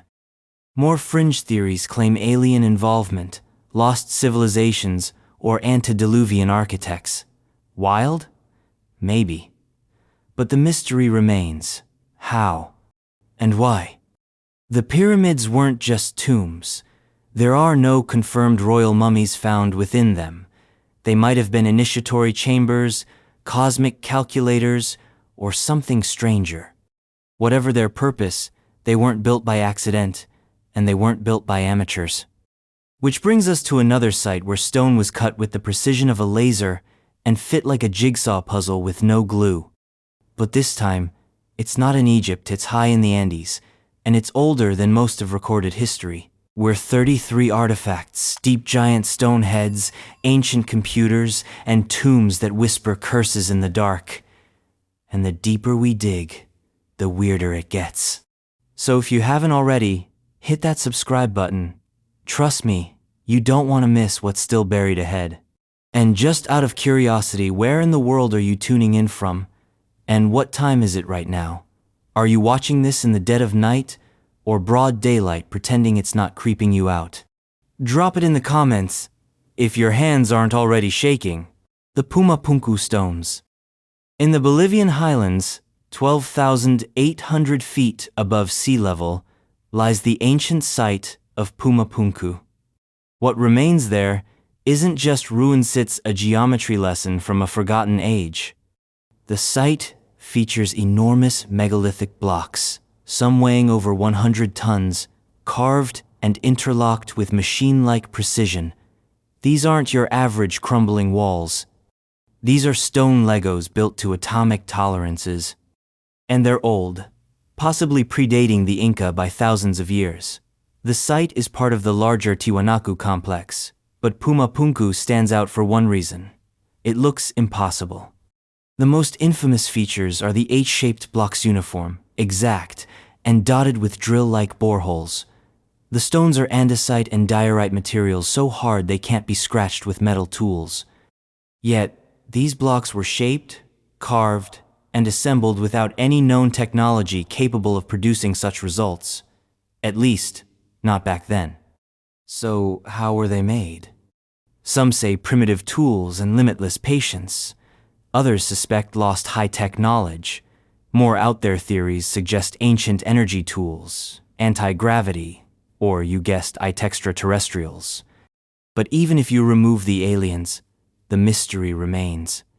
The engineering behind Pumapunku is either a miracle of manpower and genius, or a missing chapter of history we've barely begun to find. The site also hints at cataclysm. Scattered stones, collapsed structures, and violent shifts suggest an earthquake or other devastating event wiped it out, not just physically but culturally. Whatever people built, Pumapunku left no written language, no detailed record, just a ruin that refuses to explain itself. It sits silent now, kissed by lightning and time, mocking modern science with its sharp angles and perfect joins. And if that's not eerie enough, imagine discovering perfect stone spheres massive scattered across the jungle, with no known purpose and no clear maker, because that's what we're rolling into next. The stone balls of Costa Rica. They appear suddenly, silently, in the dense tropical jungles and riverbanks of Costa Rica. Stone spheres so perfectly round, they seem sculpted by mathematical abstraction itself. Some are as small as a grapefruit. Others weigh over 15 tons, and are as wide as a man is tall. Known as the Diki spheres, these ancient artifacts range from simple to surreal, and their existence is as mysterious as their creators. Made mostly from granodiorite, a hard volcanic rock, the spheres date back to at least 600 CE, possibly earlier. They were discovered in the 1930s by banana plantation workers who, true to form, blew some of them apart with dynamite thinking they might contain gold. They didn't. What they did contain was confusion. Because the question wasn't just how they were. Made was why. There are over 300 of these spheres, and not one carries any markings, inscriptions, or obvious symbolism. Some were found clustered together in geometric alignments, triangles, straight lines, even complex spirals leading, some to believe they were astronomical markers, like a jungle version of Stonehenge. Others were placed at the entrances of ancient structures or near burial sites, perhaps as status symbols or spiritual guardians. But there's a bigger enigma. How are they carved with such precision? Without iron tools, without lathes, without lasers. Some of the larger spheres are accurate to within a few millimeters. That kind of craftsmanship in a pre-Columbian society is astonishing. Skeptics say they were shaped using rudimentary tools, lots of sand, and endless patience. Believers say there's something more in ancient science or purpose we no longer understand. And then there's the really weird part. Similar stone spheres have been found in other parts of the world. Bosnia, New Zealand, Mexico. Coincidence? Or evidence of a lost, globe-spanning knowledge? Whatever the case, the stone balls of Costa Rica roll a mystery right into the heart of our assumptions. And now, from mythical stones to mythical giants, we step into a geological wonder that folklore insists was shaped by fists the size of boulders. The Giant's Causeway. At first glance, it looks like the ruins of a giant's cathedral. Thousands of interlocking basalt columns stretch out like the spine of a fallen beast along the coast of Northern Ireland. The Giant's Causeway isn't just a natural formation. It's a perfect storm of geology and mythology, wrapped in hexagons. Formed around 50 to 60 million years ago by volcanic activity, the columns are mostly hexagonal, packed so tightly together they look man-made. Some rise like steps, others stand as solitary totems. The symmetry is eerie, like the planet tried its hand at pixel art. But locals had a better explanation. Legend tells of Finn McCool, a giant who built the causeway as a bridge to Scotland to fight his rival, Benandinur. When Finn saw how massive Benandinur was, he fled back to Ireland. His clever wife disguised him as a baby, and when Benandinur saw the infant, he assumed the father must be monstrous and ran back, destroying the causeway behind him. It's a charming story, but the uncanny geometry of the site invites more than just myth. Some theorists suggest ancient peoples saw this site as sacred, maybe even altered it. Others claim the site has energetic properties, Earth's own version of acupuncture points, and still, geologists insist, lava, pressure, time, no magic required. Yet standing among the columns, it's hard not to feel like you've stepped onto the remnants of a grand design, that someone or something once walked here. But if you think basalt columns are impressive, imagine burying an entire army in perfect formation, each soldier life-sized, armored, and unique. That's exactly what the next artifact delivers: a silent army waiting beneath the earth for centuries. The Terracotta Army. Discovered in 1974 by farmers digging a well near Xi'an, China, the Terracotta Army wasn't just a find, it was an unveiling, a ghost army. Thousands of life-size soldiers buried beneath the ground, crafted with such detail you can see the individual strands in their hair, the laces in their shoes. Each one unique, no two faces the same. They were built to guard the tomb of Qin Shi Huang, China's first emperor, a ruler obsessed with power, eternity, and possibly immortality.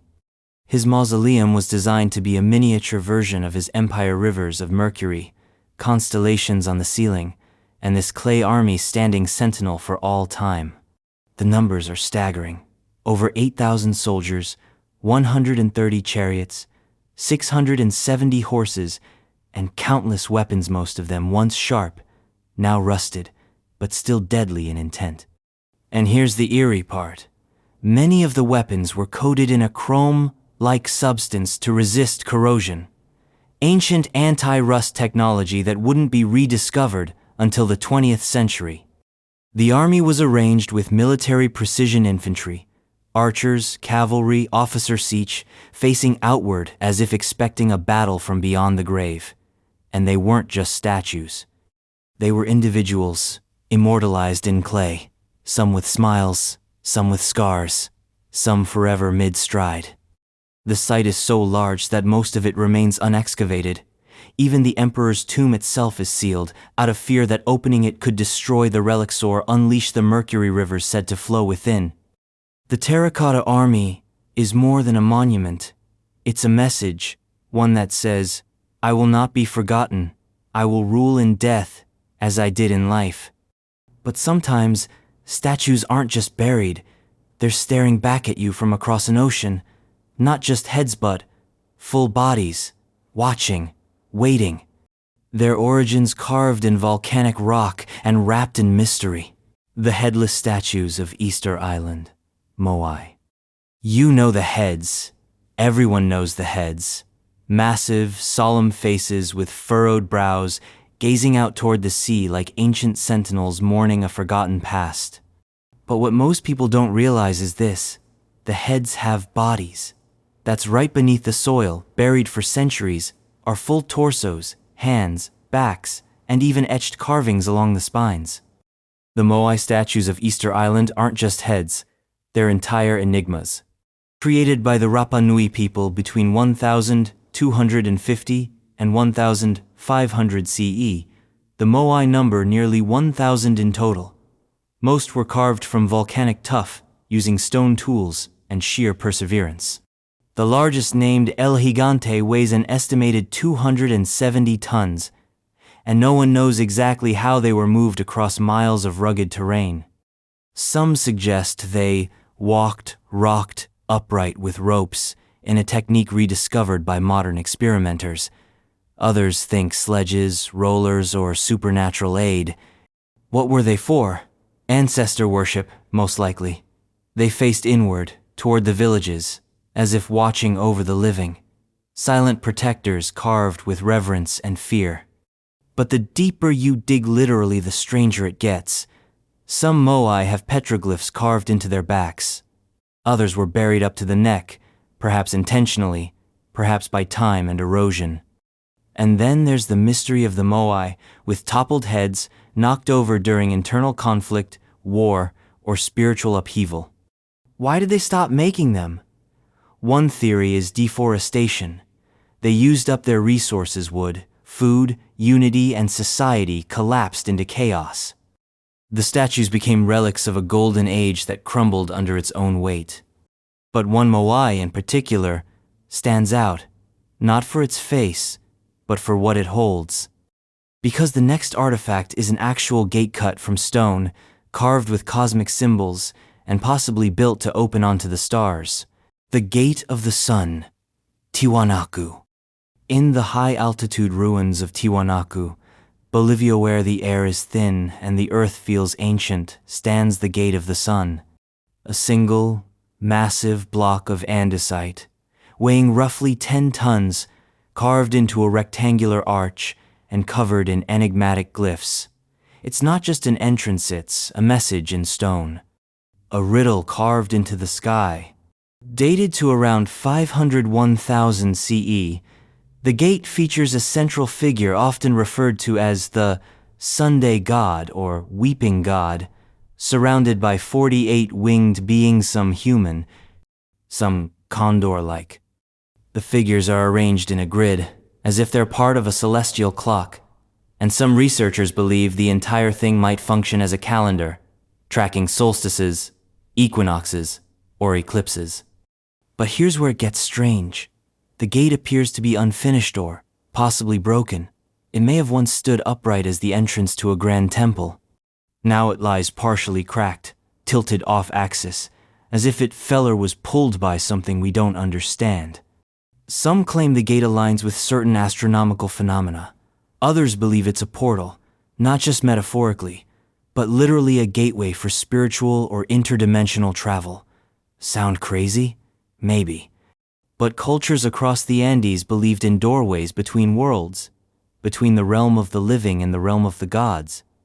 What's unsettling isn't just the precision of the carving, it's the feeling. Standing before it, you don't just see an ancient artifact. You feel like you're being watched.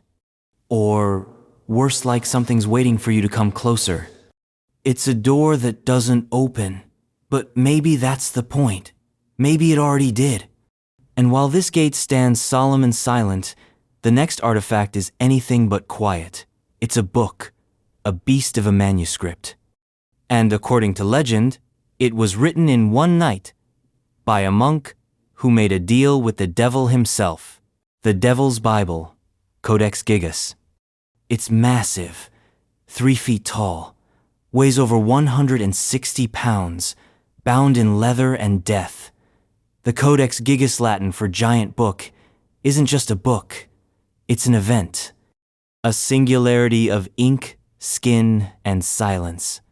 And legend says it was written in a single night by a monk who broke his vows and begged for redemption, or at least a delay in execution. The story goes like this. A 13th century monk in Bohemia faced punishment, so severe possibly being walled up alive, that he promised to create a book that would contain all human knowledge. He worked alone in a monastic cell, feverishly scribing religious texts, histories, medical knowledge, and spells. As the deadline approached, he realized he couldn't finish in time. So he prayed not to God, but to the devil. And the devil answered. The result? A manuscript unlike any other.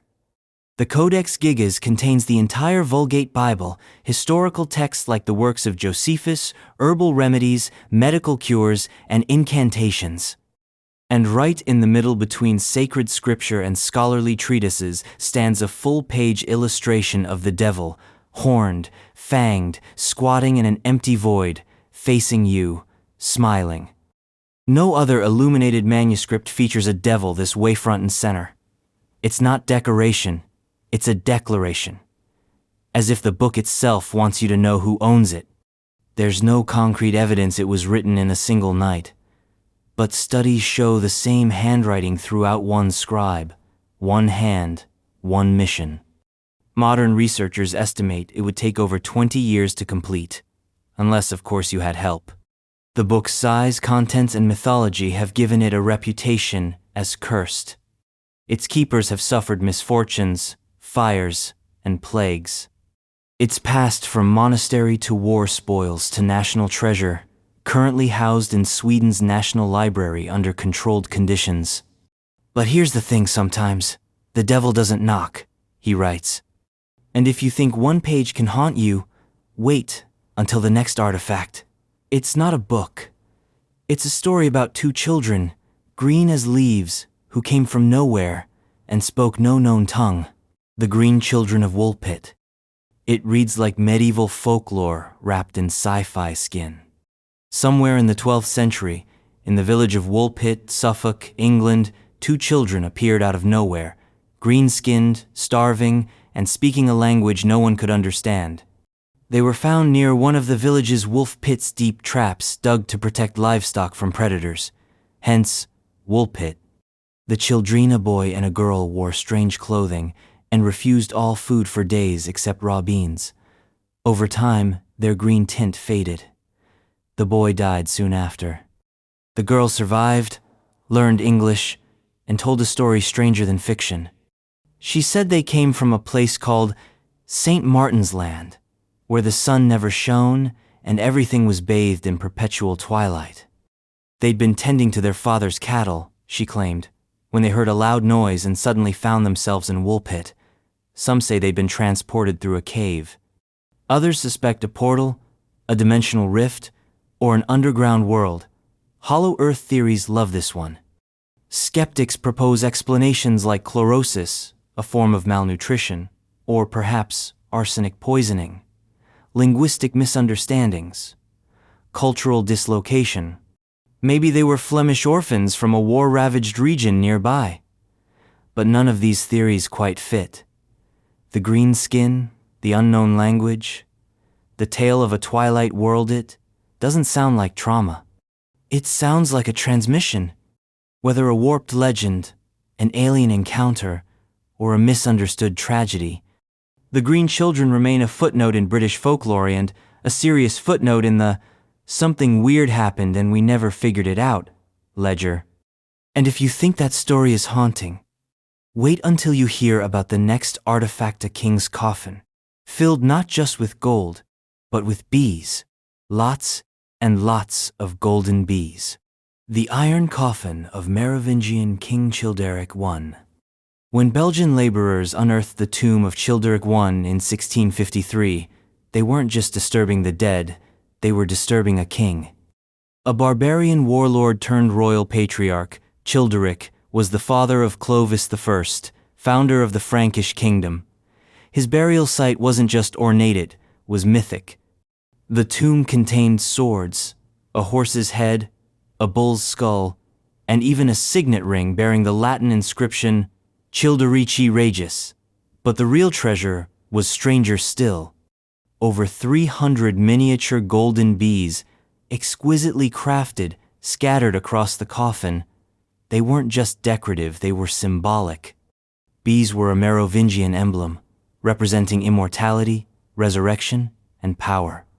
Napoleon, centuries later, would adopt the bee as a symbol of his own empire, after seeing the significance of Childeric's find. A deliberate throwback to ancient authority, it connected the French imperial legacy not to Rome, but to the barbarian kings of Europe. The bees had transcended ornament. They were now political ammunition. And then came the curse. In 1831, most of Childeric's tomb artifacts, including the bees, were stolen from the Royal Library in Paris. Only a few were ever recovered. Rumors of misfortune followed the theft. Careers ended. Accidents happened. The bees had flown the hive and taken the king's wrath with them. Today, only a few pieces remain. The ring, a handful of bees, housed in museums, but never reassembled, as if the tomb knew it was not to be disturbed again. And if disturbed royalty makes you uneasy, the next artifact is even colder. A man, frozen for 5,000 years, armed, tattooed, murdered, and very, very unwilling to be exhumed. The Curse of Ötzi the Iceman. In 1991, two hikers in the Ötztal Alps stumbled upon what they thought was a climber's corpse, thawing from the ice. What they actually found was something far older, way older. A naturally mummified man from around 3,300 BCE, perfectly preserved in glacial ice. Clothes intact, weapons nearby, tattoos across his limbs, later named Ötzi. At first, the find was scientific gold, the oldest intact human ever discovered. His body gave insight into ancient diets, clothing, medicine, and even murder. He had an arrowhead lodged in his shoulder and blunt force trauma to the head. This wasn't an accident. Ötzi was hunted. But then came the deaths. Within a few years of Ötzi's discovery, several people connected to the mummy had died under odd or tragic circumstances. The first was Rainer Henn, the pathologist who placed Ötzi into a body bag dead in a car crash. Then came the mountaineer who led researchers to the site. He fell during a hike. The filmmaker documenting the excavation died of a brain tumor. A forensic expert dropped dead of a heart attack on his way to give a lecture about the mummy. 7 deaths in total, each eerie, all linked to the Iceman. Skeptics wave it off as coincidence. After all, working in high-risk environments isn't without danger, but others whisper about the curse of Ötzi, an ancient soul, wrenched from eternal rest, now doling out icy vengeance. Ötzi now rests in a specially controlled room in the South Tyrol Museum of Archaeology. Watched, protected, cold, still, but somehow never quite silent. Because the next artifact isn't a body, it's a painting, a portrait. And if you take its picture without permission, don't be surprised if things start to go very, very wrong. The Cursed Painting of Bernardo de Galvez. Hanging in the Grand Hotel Galvez in Galveston, Texas, is a portrait that doesn't blink, but doesn't need to. The cursed painting of Bernardo de Galvez stares with an intensity that turns tourists to statues and cameras to paperweights. It shows the Spanish military leader who supported the American colonies during the Revolutionary War, dressed in full regalia, regal, commanding, and, according to legend, deeply unhappy about being photographed. Here's the deal. The staff and guests of the hotel tell the same tale if you try to photograph the painting without asking permission first. Strange things happen. Blurry images, camera malfunctions. dead batteries, and in some cases, actual physical harm. One guest reportedly ignored the warnings and snapped a photo. His camera was later found mysteriously erased. Another claimed to feel physically shoved backward when trying to get close. The hotel even posted a plaque beside the painting. "Ask permission to take my picture." Some scoff. Others whisper, "Please," before raising their phones, just in case. Galvez was no demon in life, far from it. He was a nobleman, a general, a man of principle. But perhaps it's the disrespect, the modern intrusions, that disturb him in death. Or perhaps the painting itself absorbed something from the man's spirit and unwillingness to be forgotten, a demand for reverence that refuses to be pixelated. It's just a portrait, right? Ink and oil on canvas? But try getting close to it in the dead of night. Try standing alone in the hall, and watch how your heartbeat starts to echo just a little louder than it should. And if that doesn't chill your spine, pull up a chair. Not just any chair. One you absolutely should never sit in. One that has killed repeatedly. The cursed chair of Busby Stoop. In the quiet North Yorkshire village of Thirsk stands an inn. Harmless, cozy, utterly British. But inside, bolted high on the wall, is a chair that hasn't touched the floor in decades. The cursed chair of Busby Stoop, a relic of murder, malice, and very, very bad luck. The story begins in the early 1700s with Thomas Busby, a local man with a violent streak and a drinking problem. One day, after a particularly heated argument with his father-in-law, Busby killed him. Later, before being dragged to the gallows, Busby supposedly demanded to sit one last time in his favorite pub chair, and with his final breath, he cursed it. "Anyone who sits in this chair shall die." That's just the opening act. Since then, dozens of deaths have been linked to the chair. During World War II, airmen from a nearby base visited the pub. Those who sat in the chair reportedly never returned from their missions. Later, in the 1970s, a builder took a break on the chair and died hours later in a car crash. Another fell off a roof. One was crushed by machinery. The pattern became so undeniable that the pub owner donated the chair to a museum. But they didn't just display it, they hung it, high on the wall, out of reach, bolted down like a weapon too dangerous to leave lying around. Skeptics argue it's all anecdotal, confirmation bias, coincidence. But the stories don't stop, and no waneno onedares test it. The chair remains untouched, a throne of quiet dread. A warning in wood and whispers. But if a cursed seat isn't enough to shake you, try looking into the lifeless eyes of a doll. Not just any doll, a doll named Robert, a doll that remembers every insult and answers them. Robert the doll? In a glass case in Key West, Florida, lives one of the most famously haunted dolls in history. Robert the doll, stuffed, sailor-suited, smiling just enough to be wrong. And if you're reading this aloud in the same room as him, maybe don't. Robert once belonged to a boy named Robert Eugene Otto in the early 1900s. Gifted by a Bahamian servant rumored to practice voodoo, the doll became Gene's constant companion. He blamed accidents on Robert. Claimed the doll moved on its own. Neighbors swore they saw it watching from windows when no one was home. As Gene grew, so did the stories. Visitors heard footsteps, giggles, objects moved. Robert was kept in the attic, but even there, guests reported hearing him pacing. When Gene died, the house passed on and so did the curse. The new family's daughter said Robert tried to attack her. The doll was donated to the Fort East Martello Museum, where he resides today. But don't be fooled by the glass. Robert is active. Visitors who disrespect him, be mocking, laughing, or failing to ask permission before taking photos, report strings of bad luck, car accidents, job losses, breakups. Letters pour into the museum, begging for forgiveness. They call him Sir. They send offerings. Some return just to apologize in person. Robert's expression is uncanny. blank, yet expressive. Like he's listening. Like he's waiting. And the stories persist. The museum staff reports unexplained tech issues, malfunctions, whispers. Some dolls are just toys.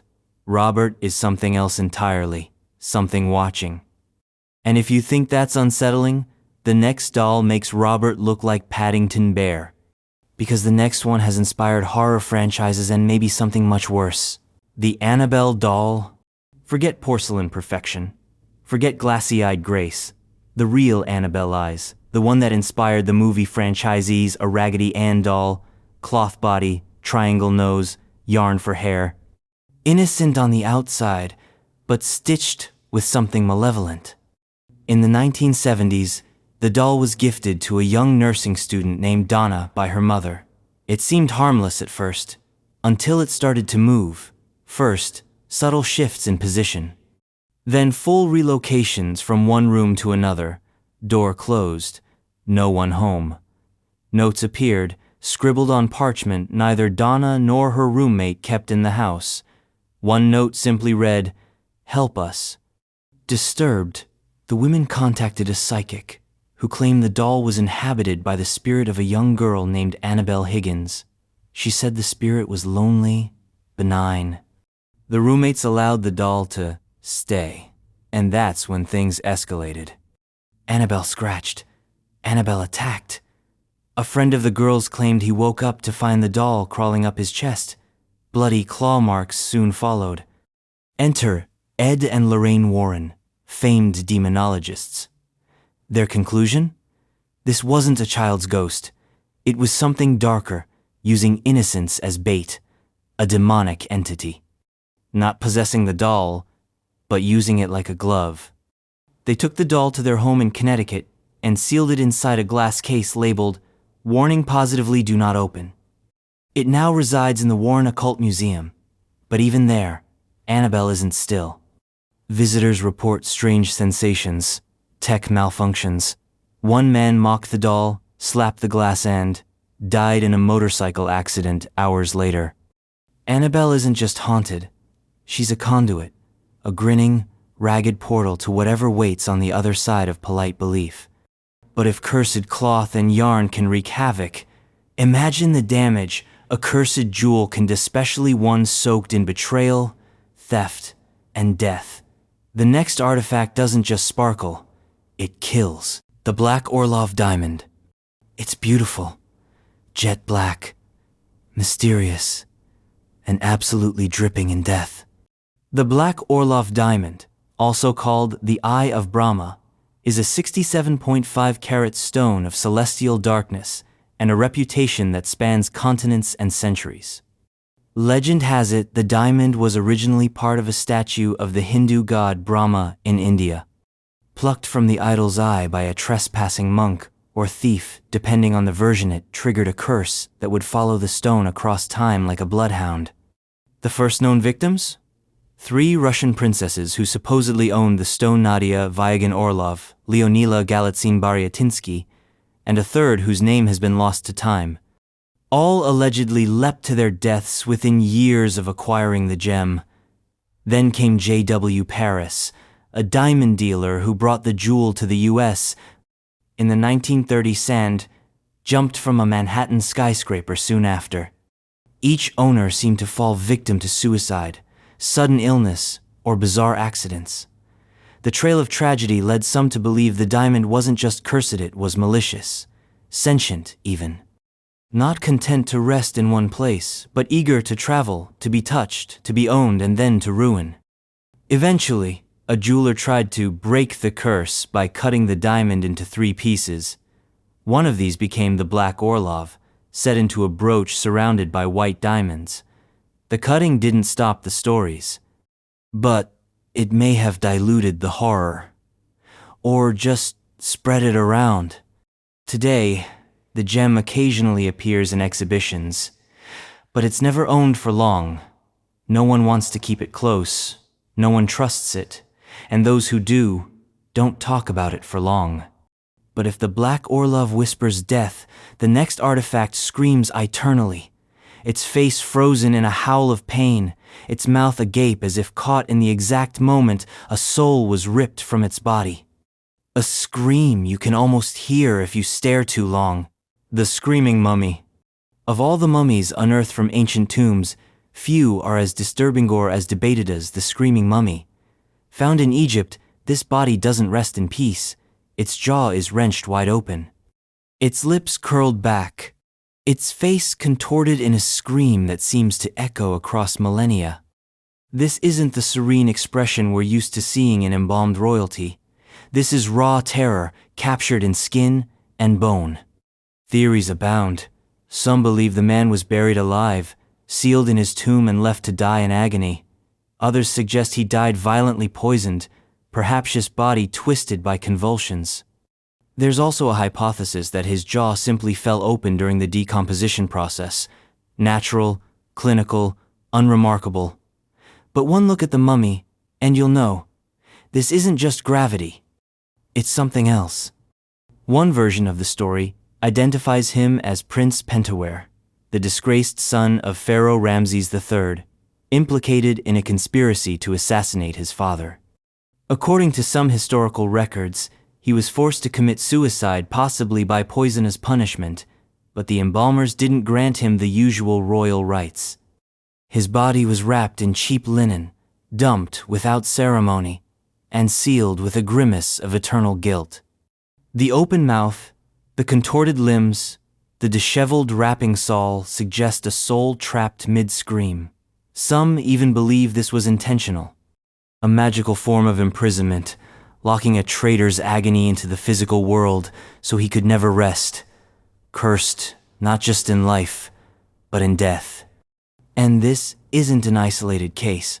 Other screaming mummies have been found across Egypt and South America, each one wearing that same rictus of despair, a pattern, a warning, or perhaps a shared fate. Because sometimes, death doesn't come gently. Sometimes, it captures you at your worst and then freezes you there, forever. And if you think that's grim, wait until you meet the next mummy. He didn't scream, but someone made sure he never would again. The Hanging Man of Ramses III. Murder in the royal palace. Treachery among the pharaoh's own blood. The death of Ramses III was not just a palace coup, it was one of the most gruesome, coldly calculated betrayals in the ancient world. And the proof? It lay buried alongside him for millennia. The Hanging Man, better known today as the Unknown Man E, or the Screaming Mummy No. 2, may have been Pentawere, the very son of Ramses III. He was a prince, a conspirator, and quite possibly the final player in one of history's earliest recorded assassination plots. According to ancient court documents, the judicial papyrus of Turin Pentawere and his mother, a secondary queen named Tia, led a failed coup to overthrow the pharaoh. Ramses III was attacked, likely by multiple assailants. For centuries, historians debated whether the attempt succeeded. Then, in 2012, modern CT scans revealed something chilling. Ramses III's throat had been slashed, deeply, fatally. The ancient text hadn't lied. The pharaoh was murdered. And Pentawere? His body was found buried in the Valley of the King's Butt without honors. His wrappings were crude, his position unnatural. His body, bloated and contorted, suggested violence. Some scholars believe he was forced to hang himself as punishment, which would explain the stretched neck and lack of traditional mummification. Even in death, Pentaware's punishment continued. His name was erased, his image destroyed, his identity denied, a spiritual execution to follow the physical one. It's not just a tale of dynastic drama, it's a snapshot of judgment without mercy, carved into linen and bone. And if betrayal and regicide haunt you, the next artifact might offer some comfort, or not, because it's a mask, a golden mask, said to belong to a mythical king and possibly not even real, the death mask of Agamemnon. It gleams with haunting beauty, a golden face, serene and still, frozen in the moment of death.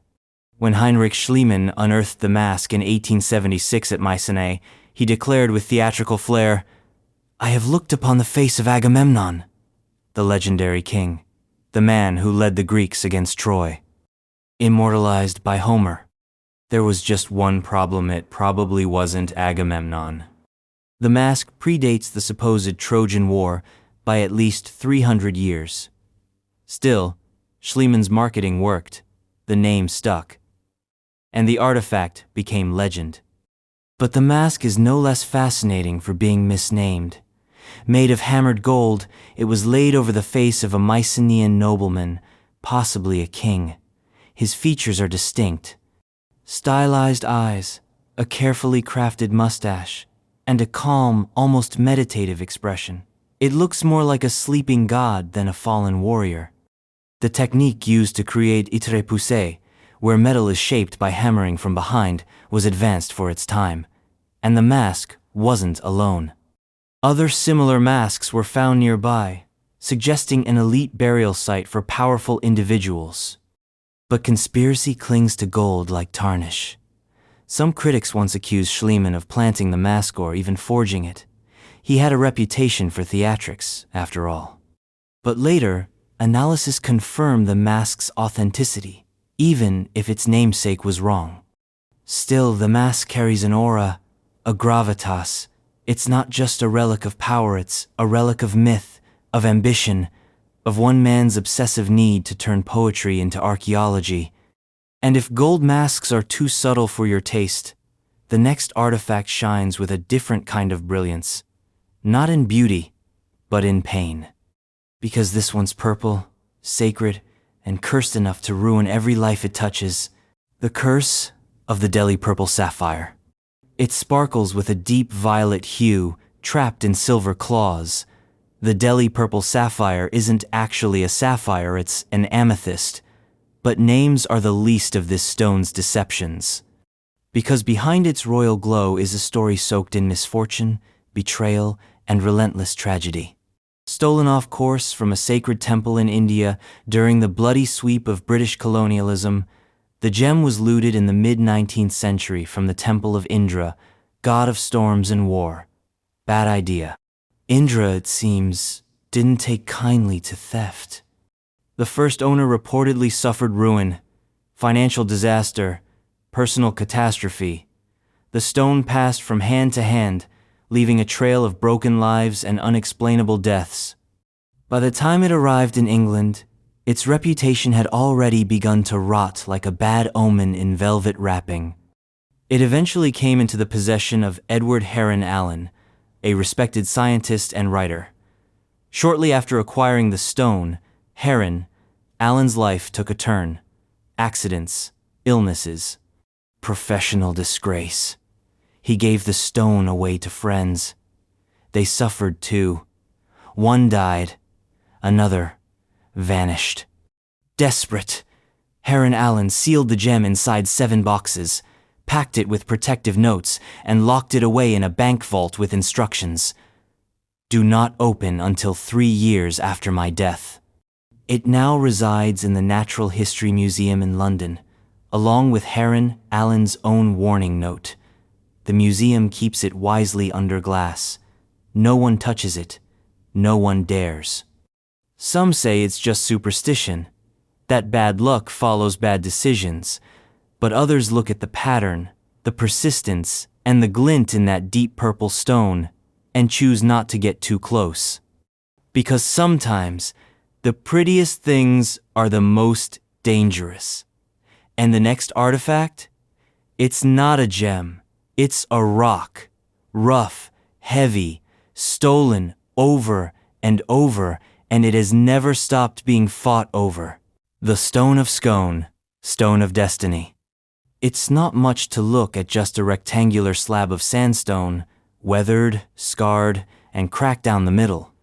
But the Stone of Scone, also known as the Stone of Destiny, is one of the most contested, symbolic, and strangely defiant artifacts in British history. For centuries, it's been less a rock and more a throne. According to legend, it was Jacob's pillow stone from the Book of Genesis, the one he rested on when he dreamed of angels ascending to heaven. It supposedly made its way from the Holy Land to Ireland, then to Scotland, where it became the coronation stone of Scottish kings. When English King Edward I invaded Scotland in 1296, he seized the stone and installed it beneath the coronation chair in Westminster Abbey as a brutal symbol of conquest. Ever since, it's been the seat literal on which British monarchs have been crowned. But it didn't go quietly. The Scots never forgot. In 1950, a group of Scottish students broke into Westminster Abbey, stole the stone, and smuggled it back to Scotland. During the heist, they accidentally broke it into a fitting metaphor. It was eventually recovered, but the message was clear. This rock doesn't belong to one crown. It belongs to a people. In 1996, after centuries of symbolic hostage-taking, the British government returned the stone to Scotland. Where it's now housed in Edinburgh Castle, though, it still makes the trip south for every coronation. But many believe the real stone never came back, that the students swapped it for a replica, and the artifact in Westminster was always a decoy. Whether it's ancient, biblical, or just symbolic, the Stone of Scone carries a gravity beyond its weight. It has crowned kings, sparked protests, and divided nations. And like any good relic, it keeps its secrets beneath the surface. But if you think that's strange, wait until you hear about the next artifact bowl, designed not to hold food, but to hold incantations. Words so potent they were written in circles, meant to trap the very demons they named. The Baghdad Bowl, the Gaba Prophecy Bowl. At first glance, it's just a bowl earthenware, unassuming, ancient, but peer inside, and you'll see it's filled not with food, but with fear. The surface of the bowl is lined with tightly wound spirals of Aramaic script written in black ink. The words aren't recipes or prayers, they're curses, wards, ritual commands, designed to bind, banish, or trap spirits. These are incantation bowls, and this one in particular often referred to as the Gaba Prophecy Bolus, one of the eeriest of its kind. Originating from Mesopotamia, likely around the 6th to 8th centuries CE, these bowls were buried upside down beneath the thresholds of homes. Why? To catch demons, literally. The script often addresses specific, malevolent forces. Lilith, the night demon, is a common target. The text spirals inward, like a magical centrifuge, drawing evil down into the bowl's belly and sealing it there. Some bowls contain diagrams or stick figure symbols. Others feature names of angels, invocations of divine authority, or violent threats of what will happen if the demon disobeys. But the Gaba bowl is different. It mentions prophetic visions, references to dreams and fates being altered, as if it weren't just trying to trap something, but trying to rewrite what was coming, to change destiny. Archaeologists found these bowls buried in pairs or sets, sometimes under doorways, sometimes in cemeteries. And the creepy part?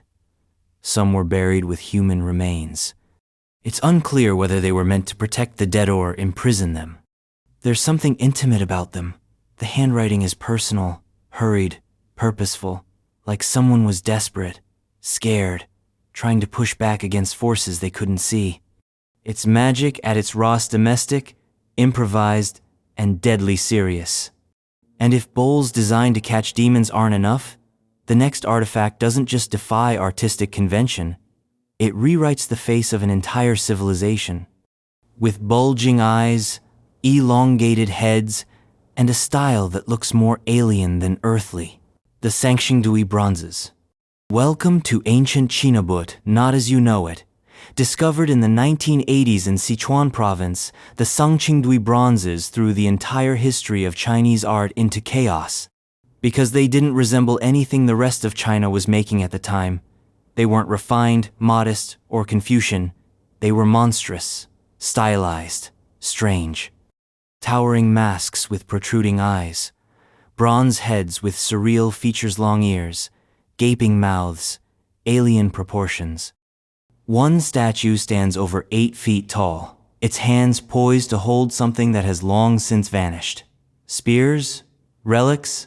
Something we're not meant to see? These weren't decorative trinkets. They were ritual objects, possibly representations of gods, ancestors, or spirits. But here's the catch. They don't match the known dynasties. Not Shang, not Zhou. They seem to belong to a forgotten kingdom, a culture that rose, flourished, and then vanished, leaving behind only these unearthly faces. And there's more. The bronzes were buried, deliberately, smashed in places. Some were scorched, almost like they were hidden or sacrificed, as if their makers wanted to bury their own past, or prevent someone else from using it. The Sangsingdui site is vast and only partially excavated. What lies beneath may hold clues to an alternate evolution of Chinese civilization. One that didn't follow the Great Wall but built something stranger and possibly older. Some theorists, of course, whisper about extraterrestrial influence, others about a secret priesthood. But even without conspiracies, the artifacts speak volumes. These were people who saw the world differently, who represented their deities in ways that still look modern, surreal even, post-human. And the eyes, always the eyes, watching, bulging, unblinking, as if they're not just looking at you, as if they're waiting for you to finally understand. And if strange statues make your skin crawl, the next artifact steps out of the uncanny valley and into full-blown controversy. Because they're not statues, they're mummies, and they don't look human. Not quite. The Nazca mummies. Discovered in Peru and swiftly vaulted into global controversy, the so-called Nazca mummies are unlike any mummified remains previously unearthed in the region or anywhere, for that matter. These are not the desiccated Inca royals or naturally preserved Andean bodies. These are short, grayish, leathery figures with elongated skulls, and here's the clincher: 3 fingers on each hand, 3 toes, no visible ears, and rib cages that don't match any known human anatomy.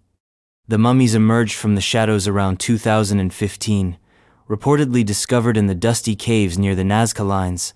The timing was suspicious, the appearance even more so. The figures resembled stereotypical gray aliens far more than ancient humans. At first glance, they looked like props from a low-budget sci-fi film. Skeptics called them hoaxes, fakes made of paper, mache, and plaster. But then came the CT scans, the DNA tests, the forensic debates. Some experts claim the bodies were indeed ancient. Radiocarbon dating placed them at over 1,000 years old. X-rays revealed internal organs, bone structure.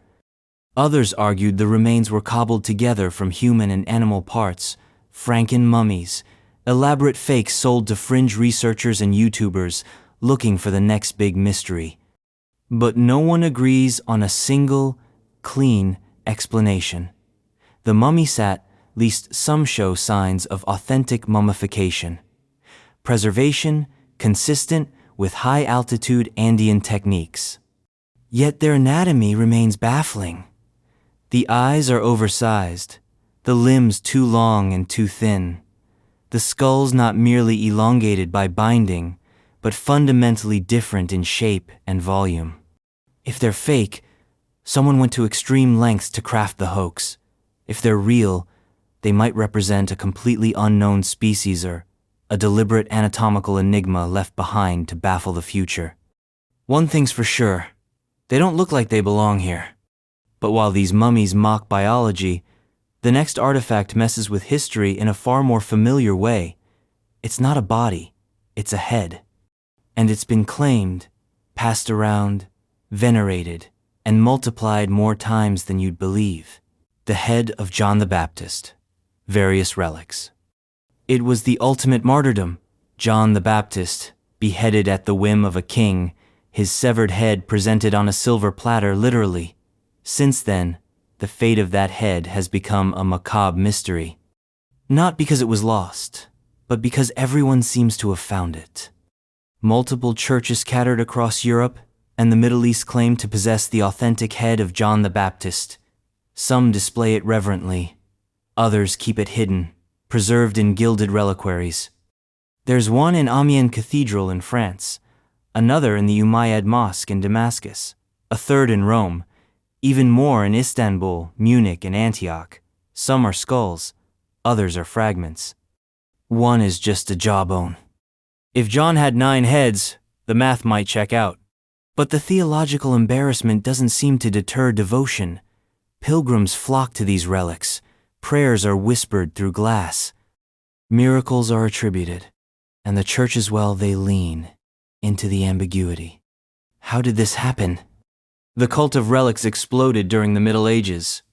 Bones, hair, clothing, nail-severy fragment of a saint was holy currency. Whether by honest mistake or opportunistic forging, multiple heads began to circulate. Some relics were traded, some stolen, some fabricated outright. But the power of the head, the literal vessel of the voice that cried in the wilderness, was too significant to pass up. Art often depicts the head with vacant eyes, still expressive in death, as if caught mid-prophecy. In some versions, it rests on a silver plate. In others, it's enshrined, crowned, kissed by the faithful. Skeptics call it relic inflation. Theologians call it a matter of faith. But the idea that the same saint could have his head displayed in 5 different cities? That's something else entirely. It's devotion turned into a metaphysical mystery. And if relics made from saints raise questions, the next artifact breaks the mold entirely. Because it's not about a holy man's remains, it's about the very tree he may have been nailed to. Or at least, what's left of it. Dismembered, distributed, and maybe, just maybe, still sacred. The true cross fragments. The true cross, the cross, the one upon which Jesus Christ was crucified, has been scattered to the winds, quite literally. If every church claiming a piece of it were correct, you could build a cathedral out of the fragments. But that hasn't stopped generations from venerating these relics as if they were splinters of divinity. The story goes that in the 4th century, Empress Helena, mother of Emperor Constantine, journeyed to Jerusalem and discovered the remnants of the true cross buried beneath a Roman temple. Miracles were said to follow. A sick woman touched the wood and was healed. Constantine himself credited his conversion and military victories to its power. From there, the fragments began to spread across the Byzantine Empire, into Western Europe, into the hands of crusaders and kings. The Crusades turned the true cross into both spiritual prize and war trophy. It was captured, lost, and recaptured multiple times. Relics were enshrined in gold, silver, crystal. Churches rose to house them. Pilgrimages formed around them. But then came the skeptics. By the Renaissance, jokes circulated about how there were enough pieces of the true cross to build Noah's Ark. Voltaire quipped about a forest's worth of wood scattered across Christendom. And yet, no one could quite dismiss the reverence these fragments inspired. Modern analysis of some samples has shown ancient wood, consistent with the time frame. Others, obvious fakes. But believers aren't moved by carbon dating. Faith, after all, isn't bound by evidence. Some pieces are no larger than a toothpick. Others are hefty chunks, kept behind glass. Regardless of size, they carry an enormous weight, emotional, historical, and spiritual. Whether real or relic theater, the true cross reminds us of how deeply we crave tangible links to the divine. And if wood can carry that kind of power, imagine the force behind a weapon, not just any Wapona spear, one plunged into the side of a dying god, one rumored to grant invincibility to whoever holds it next. The Holy Lance. Also known as the Spear of Longinus, the Holy Lance is one of the most sacred and most sinister relics of Christian lore. According to the Gospel of John, it was the weapon used to pierce the side of Jesus Christ during his crucifixion, verifying his death. What followed was not just a puncture wound, but a legacy soaked in mystery, conquest, and unrelenting obsession. Several different lances across Europe have been claimed as the true one.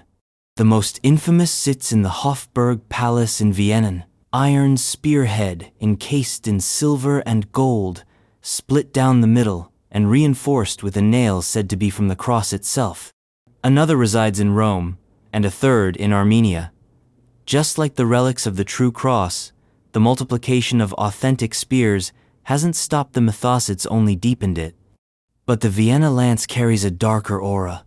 It's said that whoever possesses it will be invincible in battle, that it carries the fate of empires.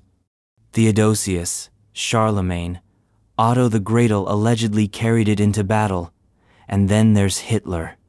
Yes, Hitler.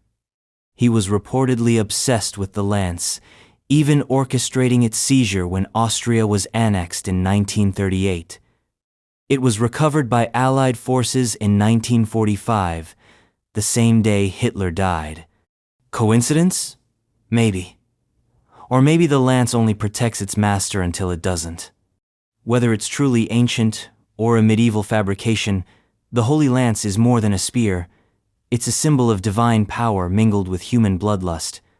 A relic of faith that has inspired faithlessness, conquest, and catastrophe. The Iron Crown of Lombardy.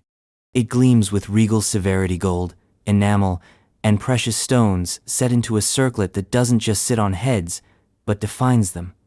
The Iron Crown of Lombardy is no ordinary relic.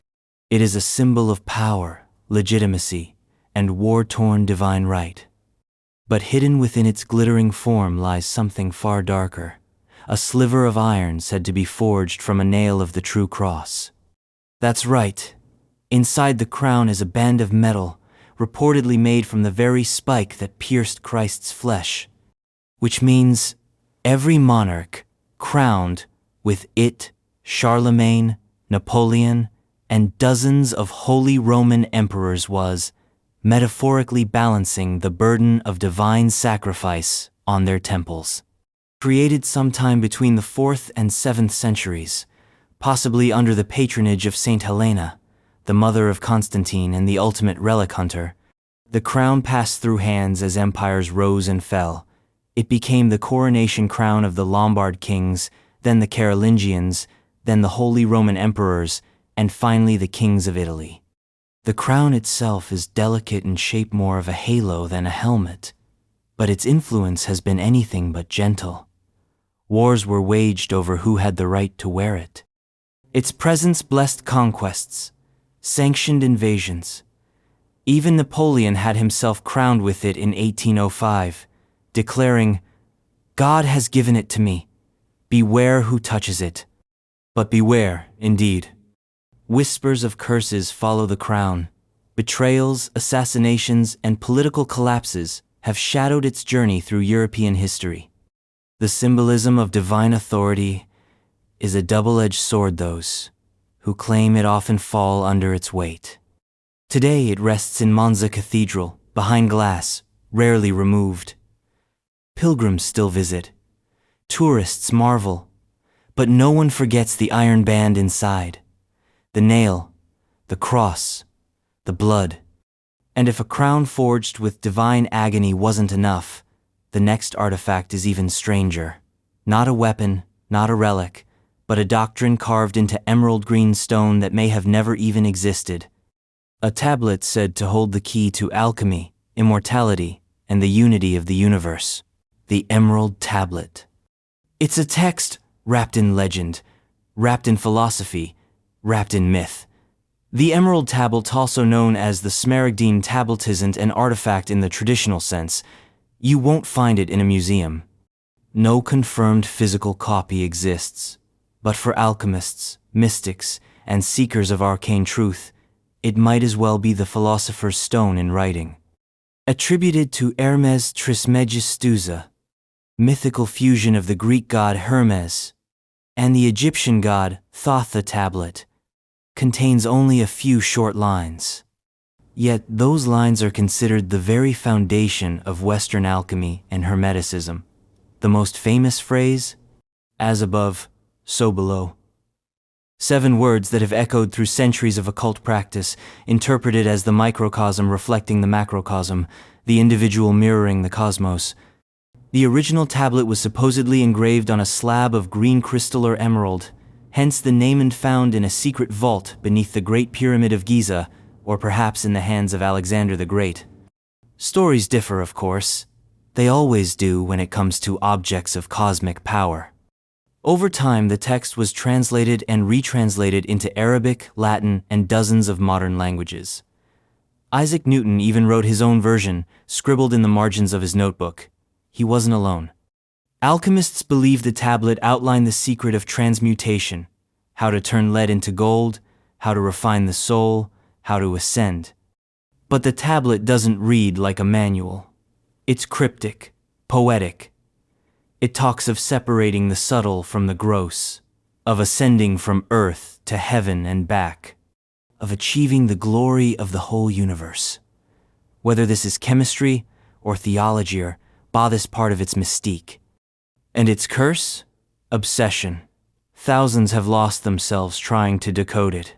Seeking immortality, they found madness. Seeking gold, they found ruin. No one knows if the Emerald Tablet ever existed. But its ideas have moved empires, shaped science, and inspired centuries of mysticism. And now, we descend from the cosmic to the codified. From ethereal riddles to carved commandments, because the next artifact doesn't hide behind metaphor. It spells justice in basalt, chiseled for eternity. The Code of Hammurabi. Before there were books, there were stones, and few stones speak louder than the Code of Hammurabi, of the oldest surviving legal texts in human history. Carved around 1754 BCE into a basalt stele over 7 feet tall, this ancient artifact from Babylon doesn't just whisper the law, it shouts it in cuneiform. Commissioned by King Hammurabi, ruler of the first Babylonian dynasty, the code lists nearly 300 laws covering everything from theft and debt to marriage and property. The rules are famously harsh. An eye for an eye, a tooth for a tooth, wasn't metaphorical, it was policy. Steal a goat? Expect amputation. Break a dam that floods your neighbor's crops? Better have some silver readier. A very good excuse. The top of the stele features Hammurabi, standing before the god Shamash, the deity of justice, who hands him the laws. Divine endorsement. The message is clear. These aren't just laws. They're sacred, non-negotiable, cosmic in authority. But beyond the brutality, the code is a marvel of social organization. It offers insight into Mesopotamian life, class divisions, commerce, gender roles, and even surgical malpractice clauses. It recognized legal responsibility, set minimum wages, and even protected widows and orphans, sort of. It's also possibly cursed, depending on your definition. Several ancient empires that stole or displayed the stele met disastrous fates. Today, it resides in the Louvre, where visitors gawk at its sheer presence. Black stone, millennia old, still legible. But the power of the code isn't just in what it says, it's in what it represents. Civilization trying to tame chaos. A kingdom attempting to bind justice to stone.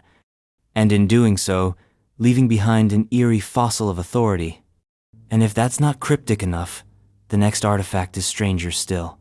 It's a metallic shard found in a desert, claimed to be from another world, or perhaps just another lie we desperately want to believe. The Roswell debris. Summer 1947. A rancher in Roswell, New Mexico, stumbles upon debris scattered across his property. Metallic fragments, odd structures, and foil-like materials that seem to defy the laws of physics. He reports it. The military swoops in. And just like that, the modern UFO conspiracy is born. The US Army first claimed they'd recovered a flying disc. A day later, they changed their story. It was a weather balloon. But by then, the narrative had taken on a life of its own. The Roswell debris became legend. Rumors swirled about crashed alien spacecraft, recovered bodies, and a government cover-up stretching into the stars. The actual artifact in question? A bundle of strange metallic scraps, thin as tinfoil, but couldn't be cut, burned, or broken. Some say it returned to its original shape when crumpled memory metal, decades ahead of its time. Others claim to have seen hieroglyphic-like symbols on the pieces. But where is it now? That's the mystery. Some say the wreckage was taken to Wright-Patterson Air Force Base. Others believe it's in Area 51, or hidden in deep storage, far from public eyes. If it was just balloon remnants, why the secrecy? Why the changed story? Why the decades of classified files? Skeptics argue it was part of Project Mogula's secret government operation using high-altitude balloons to monitor Soviet nuclear tests. Plausible. But for believers, Roswell was the smoking gun. Proof that we're not alone, and that the truth isn't just out there, it's buried. And whether it was metal from another world, or just Cold War hardware, the Roswell debris became something greater than itself, a symbol of how badly we want to touch the unknown, even if it burns us. But while Roswell sits at the edge of belief, the next artifact is steeped in mythic obsession. A spear, not just any spear, one that pierced a Godan might bring empires to their knees. The Spear of Destiny. Various versions. If the Holy Lance was the mythic prototype, the Spear of Destiny is its cursed, militarized cousin. According to legend, this spear the one used to pierce the side of Christ bestows invincibility upon its bearer. But not lightly. It carries a price. One paid in blood, ambition, and downfall. There are multiple claimants to the spear, just like with the True Cross. The most famous resides in Vienna's Hofburg Palace, the same weapon allegedly wielded by Constantine, Charlemagne, and Otto the Great. But it's not just relics and saints that touch its story. The darkest chapter belongs to Adolf Hitler. As a young man in Vienna, Hitler reportedly visited the Hofburg Museum often, fixating on the spear. When Germany annexed Austria in 1938, one of his first acts was to seize it. And when Allied forces reclaimed the artifact in 1945, just hours before Hitler's suicide, only deepened the myth. Coincidence or curse? Either way, the spear is no ordinary relic. Its allure is tied to power, not spiritual, but imperial. Legends claim Napoleon sought it, that whoever held it could not be defeated in battle. But it's a double-edged prophecy. For every conqueror who rose with it, another fell. In truth, the artifact is likely a Roman spearhead from the 7th century. But history doesn't care about carbon dating. Myth wins, because myth is harder to kill. The idea of a weapon that grants divine right then strips it away has haunted the world for centuries. Now it rests in a glass case, harmless, still, waiting. But those who know the stories don't get too close. Because whether it's divine protection or poetic justice, the Spear of Destiny doesn't just change history, it punishes hubris. And if that's not enough forbidden power, the next artifact offers something even more intoxicating. Not a weapon, not a relic, but a recipe for eternal life and infinite wealth, written in code. Buried in symbols and guarded by madness. The Philosopher's Stone, alchemical texts, drawings. It's the holy grail of alchemy.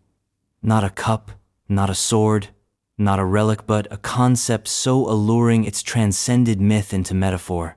The Philosopher's Stone, a mythical substance, yet pursued like gold itself, not because of what it is, but what it promises. The power to transmute base metals into gold, and more seductively, to grant immortality. The stone first appears in the murky margins of Hermetic texts, shrouded in symbols and riddles. It was never described the same way twice. Sometimes it was a red powder, sometimes a glowing crystal, sometimes liquid, but always hidden behind a veil of metaphor. The green lion, the red king, the black Sunday. You didn't study alchemy to make gold, you studied to unlock cosmic truths, to refine your soul. Alchemists like Nicholas Flamel and Paracelsus swore the stone existed. Flamel's name, in particular, grew larger in death than in life, with tales that he achieved immortality and vanished into mystery. His gravestone was suspiciously empty, his books obsessively studied. In reality, the philosopher's stone became less of a substance and more of a spiritual goal, the magnum opus, the great work. And like all forbidden knowledge, the pursuit often ended in madness. Alchemists poisoned themselves with mercury, drove themselves insane decoding cryptic texts. Whole fortunes were wasted in fire and fumes. But the dream never died, because the stone, whether real or imagined, represents the ultimate fantasy, that death is optional, and that lead literal or spiritual can become gold. And if alchemy dances between metaphor and mystery, the next artifact doesn't bother with poetry. It's a ring, sharp, sealed, and said to command the darkest forces in the universe. The Ring of Solomon. Solomon was wise, but his ring? That was power incarnate. According to ancient Jewish, Islamic, and occult traditions, King Solomon wore a ring that gave him dominion over demons. Not metaphorically, literally. It was engraved with the seal of Solomon, a magical symbol, and allowed him to summon, command, and imprison jinn and spirits at will.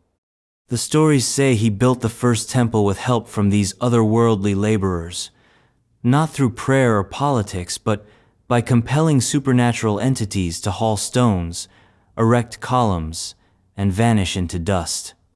The ring didn't just command, it controlled.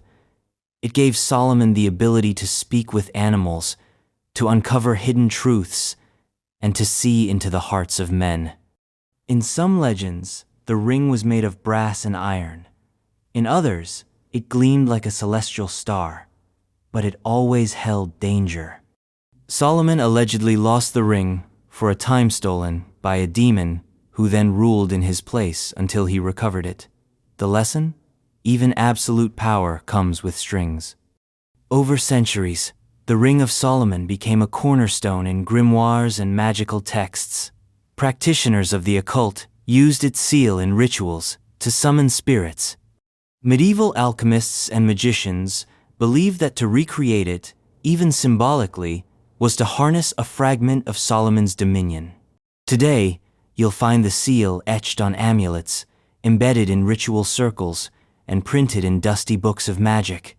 Whether the ring itself ever existed is beside the point. Its legend became a blueprint for mastery over the invisible, and for hubris hidden behind righteousness. But if the ring bound spirits, the next artifact might be even stranger.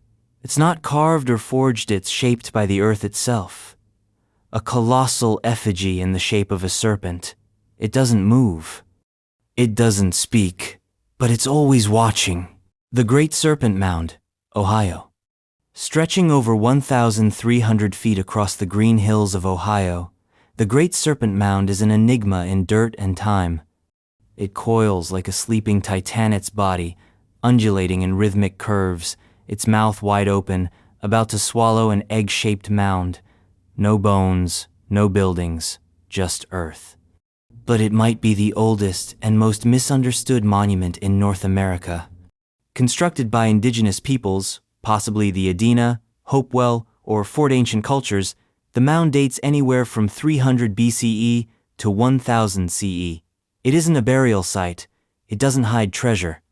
It is the treasure, a giant geoglyph, crafted with mathematical precision and aligned to celestial events. The serpent's head points directly to the summer solstice sunset. Other parts of its body align with lunar extremes. This isn't random.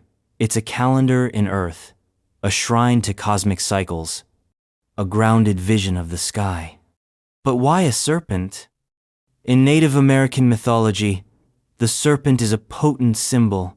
It's not just a creature, it's a force, a guardian of the underworld, a symbol of transformation. Some scholars believe the mound represents an eclipse. Others think it's tied to fertility, death, or rebirth.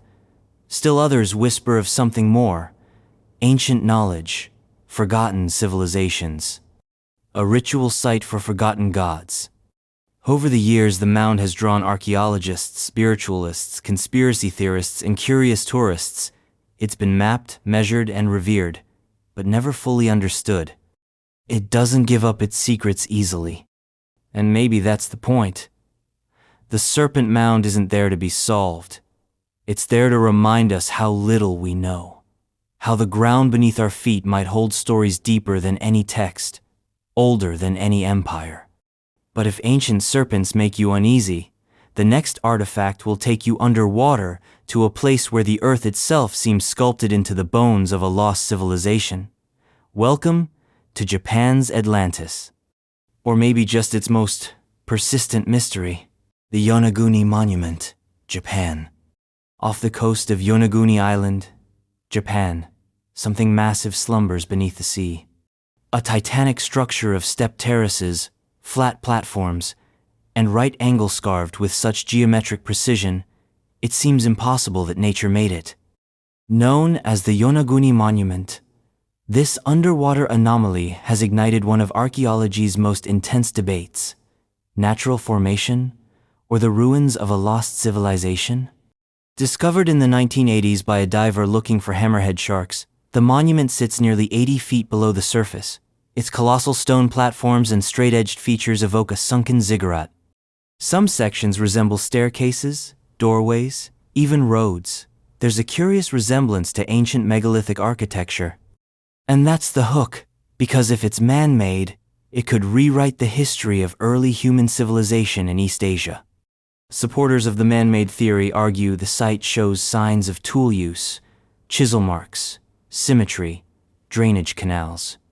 They believe it may be remnants of an ancient city submerged during the last ice age, perhaps 10,000 years ago, predating even Göbekli Tepe. To them, Yonaguni is proof of a forgotten prehistoric culture. Skeptics, however, point out that the region is tectonically active. Earthquakes could easily fracture sandstone into flat, blocky shapes. What looks like stairs might be natural bedding planes. The roads could be coincidental erosion. They see the monument not as a mystery, but a case of pareidolia humans, finding patterns where none exist. But the debate isn't just academic, it's almost mythic. Because if Yonaguni is artificial, it suggests a seafaring megalith-building civilization lost beneath the waves, a Japanese Atlantis. And that idea is intoxicating. No definitive proof has emerged, and maybe it never will. Yonaguni remains underwater, enigmatic, unreachable by consensus, a riddle carved in stone and swallowed by the sea. And if that doesn't make you rethink what civilization can do, the next artifact certainly will. It stands taller than time itself, older than the pyramids, and carved with beasts that shouldn't exist yet. Welcome to the world's first temple, the Göbekli Tepe pillars. Before Stonehenge, before the pyramids, before writing, wheels, or metal, there was Göbekli Tepe. Buried in southeastern Turkey, this ancient site is not just a historical anomaly, it is the beginning of religion, ritual, and architecture as we know it. Dating back to around 9,600 BCE, the massive T-shaped stone pillars stand in rings, towering up to 20 feet tall and weighing as much as 20 tons each. And they were built by hunter-gatherers. That's the twist. Civilization wasn't supposed to be this sophisticated yet. Göbekli Tepe rewrote the script. It suggests that religion and communal ritual came before agriculture, not after. That humans gathered to worship, to build, and then figured out farming to sustain that lifestyle. The stones are carved with animals, foxes, snakes, boars, birds, some real, some mythic. The artistry is precise, symbolic, alive, but then, mysteriously, it was buried. The builders didn't just abandon the site. They intentionally backfilled it, preserving it for over 10,000 years. Why? Was it sacred? Was it cursed? or had its time simply passed? Theories abound. Some say it was a temple, others an astronomical observatory. There are whispers of ancient knowledge of lost cultures who understood more than we give them credit for. And then there's the sheer strangeness of it all. How did these pre-agricultural people move such massive stones? Where did the craftsmanship come from? Some believe Göbekli Tepe was a pilgrimage city, a place where scattered tribes met under the stars, shared myths, and built something to touch the divine. Others suggest it was the birthplace of mythology itself. Whatever the truth, the site sits like a fossil of the human soul, untouched by time. It isn't just old, it's impossibly old. And still, it doesn't give up its secrets easily.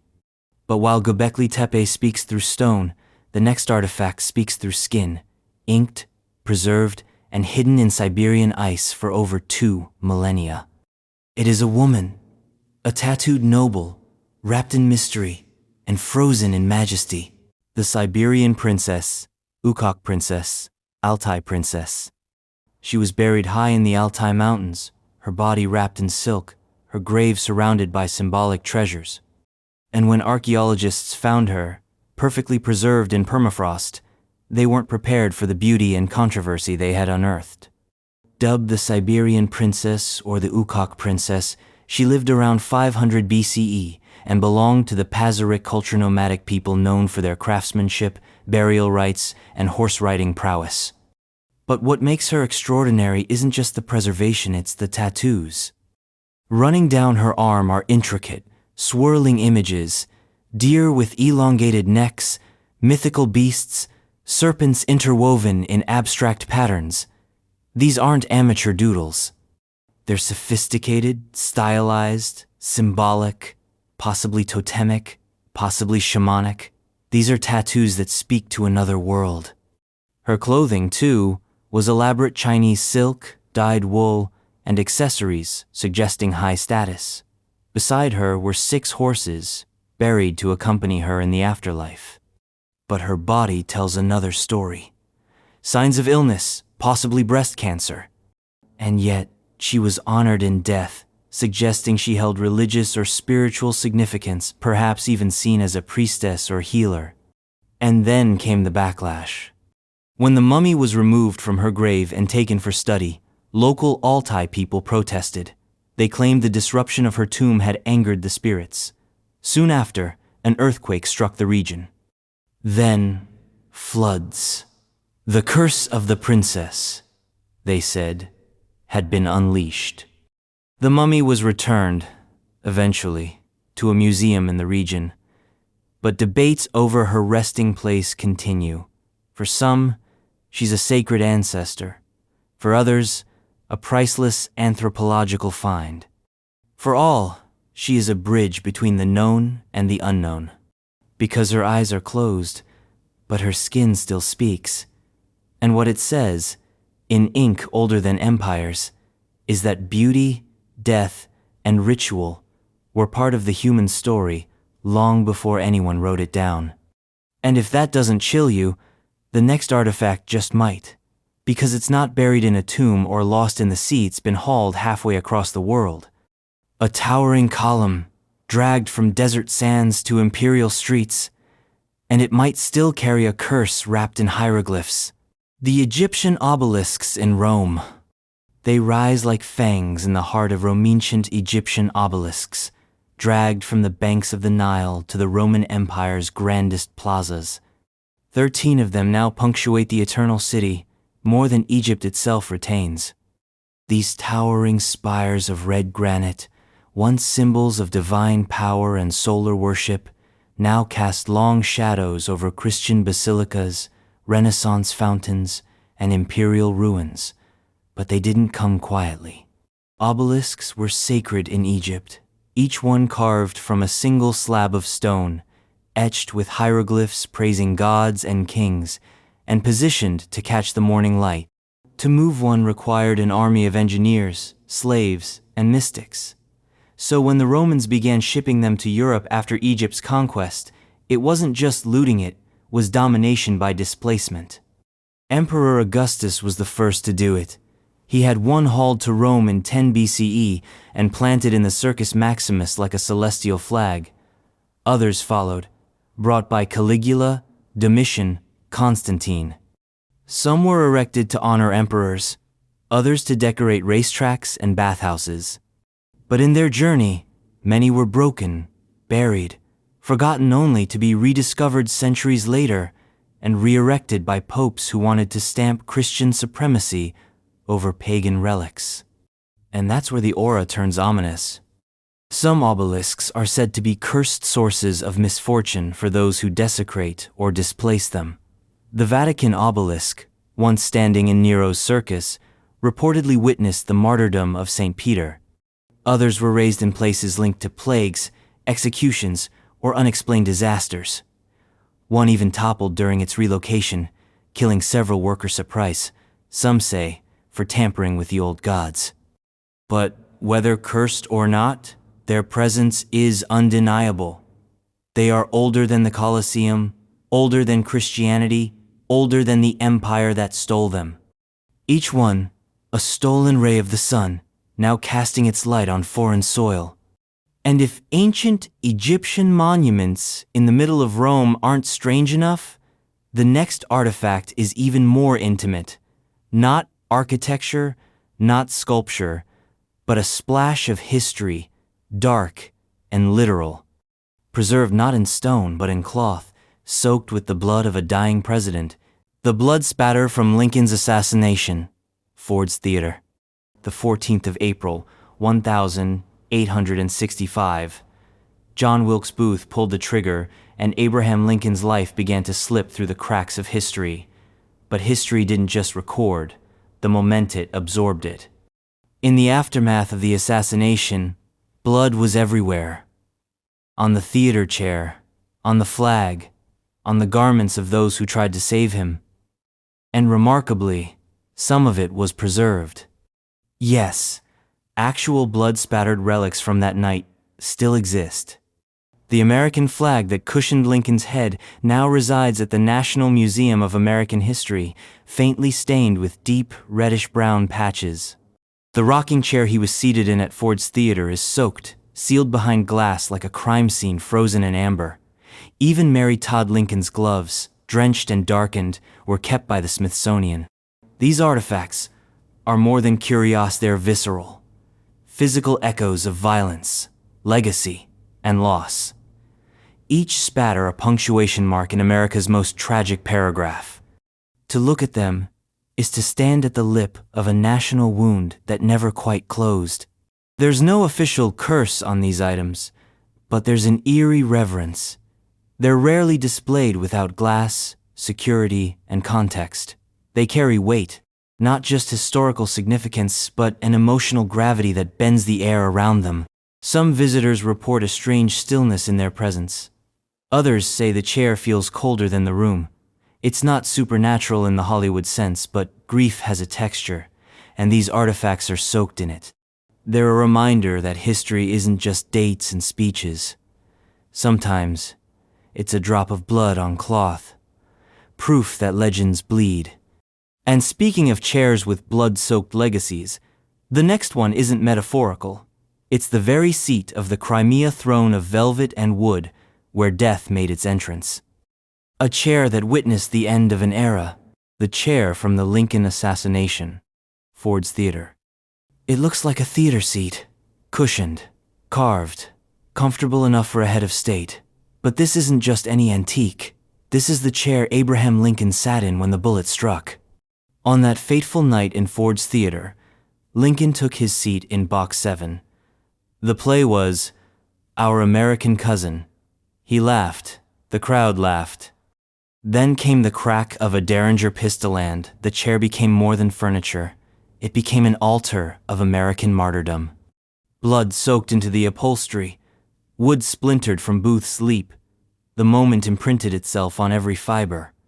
And after Lincoln was carried out, after the dust settled, and the manhunt ended, the chair remained. For decades, it changed hands. Owned by Henry Ford, displayed in his museum in Michigan, Some considered it a morbid trophy, others a sacred relic. Visitors lined up to see it. Some wept. Some stared silently. All felt its gravity. The chair now sits behind thick glass in the Henry Ford Museum, preserved like a saint's bones, but far more haunted. It isn't just associated with death, it defines it. To stand before it is to be inches away from the pivot point of American history.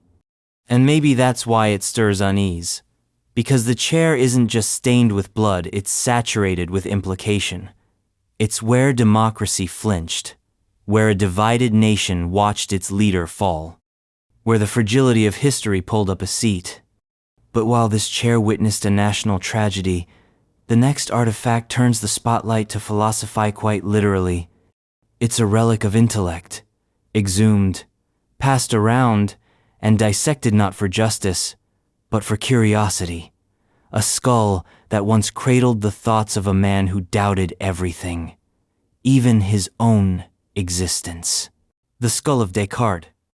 René Descartes, the man who famously declared, "Cogito ergo sum," I think, therefore I am, never could have imagined that centuries later, people would be arguing over the location of his skull. Or worse, that it would become a traveling trophy of philosophical morbidity. But history has a twisted sense of irony, because long after Descartes stopped thinking, his skull just wouldn't rest. Descartes died in 1650 in Stockholm, far from his native France. Originally buried in Sweden, his remains were exhumed and repatriated to France a few years later. Except, not all of him made the journey. Somewhere along the line, the skull went missing. And like all good relics, it reappeared, kind of. In the 19th century, a skull turned up with a label reading Descartes carved into it. It had passed through various collectors, scientists, and oddballs, each fascinated by the idea that this dome once housed one of the greatest minds in Western thought. But ownership didn't bring dignity. The skull was displayed, hidden, tested, doubted. Some experts claimed it was genuine. Others said it was another Enlightenment-era Frenchman's head, mislabeled for prestige. Regardless, it gained a reputation. Visitors reported unease. Some said the skull seemed too alert. Eventually, it found its way to the Musée de l'Homme in Paris, where it sits in a quiet corner away from crowds, but never ignored. It's a strange reversal. A man who questioned reality now reduced to a relic, his head objectified by those who idolize intellect.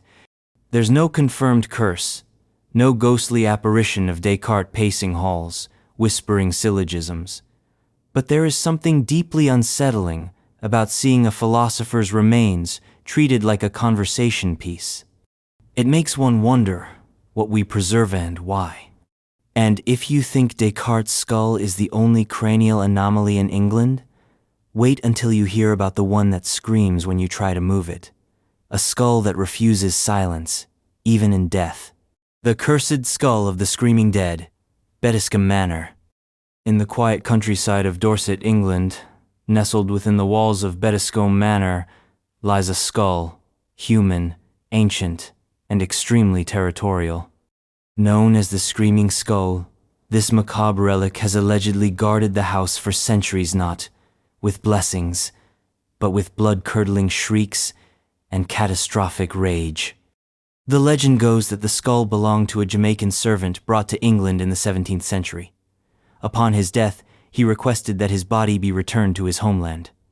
The family refused, and instead buried him in the local churchyard. That's when the screaming began. Unexplained howls echoed through the manor. Crops failed. Livestock died. Windows shattered in their frames. The skull, according to lore, demanded to be brought inside. When the family finally complied, digging up the body and relocating the skull to a shelf within the North, disturbances ceased. But not permanently. Over the centuries, every attempt to remove the skull has ended in disaster. Owners, visitors, and workers who've disrespected or moved it reportedly suffered accidents, illnesses, or sudden deaths. Storms struck the manor. Fires broke out. One tale claims a traveler who mocked the skull died mysteriously en route home. Even today, those who visit Bettiscombe Manor tread carefully around the artifact. It's not displayed proudly like a museum piece, it's kept, respectfully, in its place. And while skeptics argue it's just an old bone with a good story, those who've heard the house or claim to have don't test the legend twice. There are dozens of screaming skull tales in England, but this one endures because of the consistency, the warnings, the consequences, the idea that even in death, the disrespected will not be silenced. But if that skull was mislaid and misburied, the next one might never have been buried at all. It's a royal relic from the Tower of London's darkest days, severed from its queen, lost in legend and contested by time. The skull of Anne Boleyn, alleged. Anne Boleyn, second wife of Henry VIII, Queen of England, mother of Elizabeth I. Beheaded in 1536 on charges of adultery, incest, and treason, most of which were politically convenient fabrications. Her execution is among the most infamous in English history, but what happened to her head afterward is even murkier. She was buried hastily in the chapel of St. Peter ad Vincula within the Tower of London. No marker, no ceremony, just a shallow grave shared with others. Centuries later, during renovations, multiple skeletons were found, including one believed to be Anne's, but that's not the whole story. Some claim her skull was separated and taken hidden by loyalists, or kept as a grim keepsake by those fascinated with her tragic fall. Over the years, several candidate skulls have surfaced, each alleged to be Anne's Ends. Most notably, one skull preserved in a private collection was once rumored to belong to her, based on age, facial structure, and forensic analysis. But none of the claims are confirmed. DNA testing is difficult, Anne's remains are disputed, and royal DNA samples are guarded tightly. The Tower's anonymity policy for remains hasn't helped either. And yet, the fascination lingers. People want to know. They want to see the face of the woman who captivated a king, rewrote a nation's religion, and lost her head for it. Some say her ghost walks the tower, searching for it, that her spirit is incomplete, restless. Others believe the legend is the true relic power of her name, not her bone, that endures. But whether you believe the skull was stolen, hidden, or simply lost to time, one thing remains certain. Anne Boleyn's story didn't end at the chopping block. It keeps resurfacing, just like her skull. And speaking of things that refuse to stay buried, the next artifact belonged to a ship that never died. A ghost vessel adrift for decades, her bell ringing through the Arctic mist like a warning. The bell of the SS Bachimo. It rang through ice and fog like a mournful echo. The bell of the SS Bachimo last sounding through Arctic winds long after its crew had abandoned her. The ship was built to haul cargo across the treacherous northern seas, but somewhere along the way, she became something else. A ghost. A steel phantom that refused to sink, disappear, or die. Launched in 1914 and operated by the Hudson's Bay Company, the SS Bachimo was a steam-powered cargo ship tasked with transporting fur and supplies between trading posts.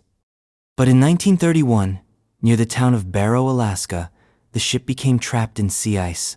The crew was evacuated, expecting to return once the thaw came. Instead, the ship broke free and vanished. Except, it didn't vanish for long. Over the next 38 years, the SS Bachimo was sighted again and again, drifting aimlessly through the Arctic. No crew, no cargo. Just the hulking skeleton of a ship gliding silently through mist and snow. Eskimo hunters spotted her. Explorers boarded her. In 1933, a group even spent several days sheltering aboard during a storm. Each time, the Bachimo escaped drifting away before salvage teams could recover her. She became legend, the ghost ship of the Arctic. Her bell, now recovered and displayed, is all that remains a solid clang of the supernatural. Some say she was cursed. Others call her a symbol of resilience, a survivor that outlived empires. But the eerie part? Her final fate is unknown. The last confirmed sighting was in 1969. After that, nothing. She simply disappeared into the Arctic's frozen silence. A 1,300-ton mystery beneath the ice. And the bell, cold and rusted, rings with everything she saw, but never said. And if the basano is a ghost ship without a grave, the next artifact shares a similarly unlucky reputation, but in a far more curated setting. An Egyptian relic with a Titanic-sized shadow, blamed for deaths and disasters, and wrapped in centuries of bad luck and bad press. The Unlucky Mummy, British Museum, another version. It doesn't look like much. A wooden mummy board flattened, painted, broken at the edges, no bandages, no sarcophagus. Just a carved face of a high-status woman, staring blankly through centuries. But this artifact, often dubbed the Unlucky Mummy, has been linked to so many accidents, deaths, and disasters that even skeptics tread carefully around it. Housed in the British Museum, the board is believed to date back to around 950 BCE, belonging to a priestess of Amen-Ra. Unlike full-bodied mummies, it was never intended to hold a corpse, just cover it a funerary mask of sorts. But from the moment it left Egypt in the 19th century, things went downhill.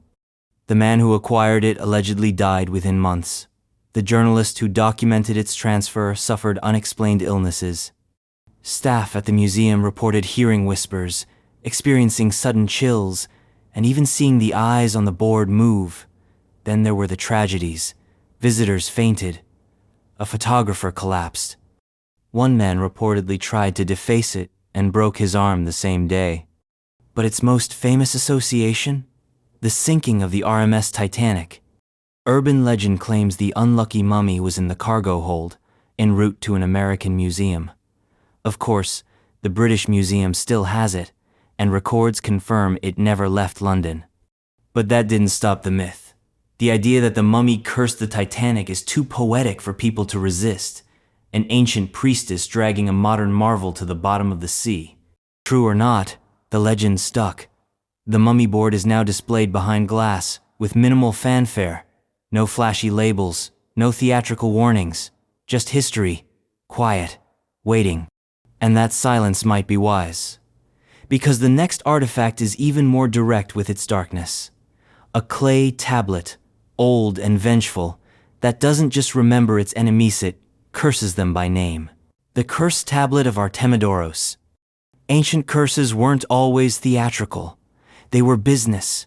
Clay tablets, etched with dark intent, placed in graves, wells, or temples not to preserve, but to punish. And among these, the cursed tablet of Artemidoros stands out. It doesn't weep, whisper, or warn. It accuses. Dating back to the Greco-Roman period, the tablet was discovered bearing a single target, Artemidoros. Someone, perhaps a rival, a spurned lover, or a defrauded business partner had painstakingly inscribed a curse, calling for divine retribution. The exact wording varies in translation, but the message is unmistakable. May Artemidoros suffer, may his tongue rot, may his fortunes crumble. Unlike amulets or protective charms, curse tablets weren't meant to be seen. They were buried, hidden close to the intended victim or in places where gods or spirits were believed to linger. This one? Likely cast into a grave or sacred spring, left for the underworld to deliver the mail. What makes this artifact so chilling isn't just its intent, it's specificity. This wasn't a blanket curse. It was surgical, targeted. A clay missile aimed at one soul. The desire for vengeance was so strong, it had to be written into matter. Modern scholars see these tablets as windows into ancient grievances: love, money, revenge, But there's something timeless about it, too. That primal itch to call down justice, even if it must come from the other side. And while Artemidoros's fate remains unknown, the tablet endures, fired in rage, preserved by time, and unearthed like a whispered threat. But if a single name carved in clay can carry a curse across millennia, imagine what hundreds of names scratched into wood can reveal: complaints, gossip, and all too human secrets from the edge of the Roman Empire. The Vindolanda tablets. Before tweets, before texts, even before parchment and ink, there were the Vindolanda tablet slices of thin wood, inked with everyday thoughts, commands, and complaints from the farthest edge of the Roman Empire. Buried under the cold soil of northern Britain near Hadrian's Wall, these fragile time capsules don't record the lives of emperors. They whisper the secrets of soldiers, wives, slaves, and scribes. They are, in essence, ancient DMs, gossipy, petty, heartfelt, and occasionally profane. Discovered at the Roman fort of Vindolanda, these tablets date from the 1st and 2nd centuries CE. Over 1,300 have been unearthed so far, making them one of the most significant collections of Roman written material in Britain. And what they reveal isn't a sanitized version of history. It's messy, human, raw. One tablet invites a woman to a birthday party, the oldest surviving handwritten invitation by a woman in the Western world. Another records a soldier grumbling about the cold and poor morale. Some mention missing socks and underwear. Others hint at administrative chaos, corruption, and tribal skirmishes. This isn't the grandeur of Rome. It's the grind of a Roman outpost where freezing winds meet military bureaucracy. But among the personal notes and barracks gossip, some scholars believe they detect something darker. Coded messages, ritualistic phrasing, perhaps even curses aimed at fellow soldiers. Some tablets list names and odd symbols, buried in places that suggest more than paperwork was at play. Whether these were simply rosters or something more occult is still debated. What's undeniable is the eeriness of it all. Reading someone's private frustrations from nearly 2,000 years ago is unsettling. They feel close, alive. And the fact that their words survived through rot, mud, and timies, nothing short of miraculous. And speaking of ancient documents that refused to rot, the next set of writings weren't just preserved, they were protected by the desert, sealed in caves, and waited millennia to speak. They are the holy, the heretical, and the haunted pages of biblical secrecy, the Dead Sea Scrolls, Qumran caves. Imagine stumbling into a cave and discovering a library left untouched for 2,000 years.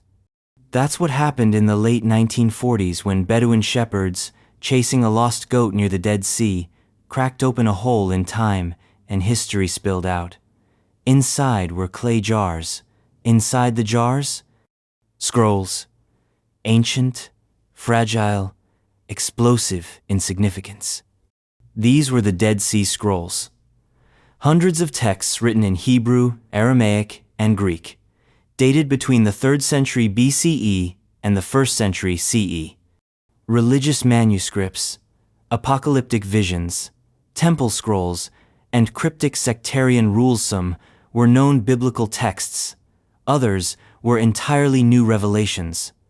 Together, they offered the most intimate glimpse into the minds of those living on the fault line of early Judaism and nascent Christianity. Preserved in the bone-dry conditions of the Qumran caves, the scrolls are inked on parchment, papyrus, and copper. Yes, copper.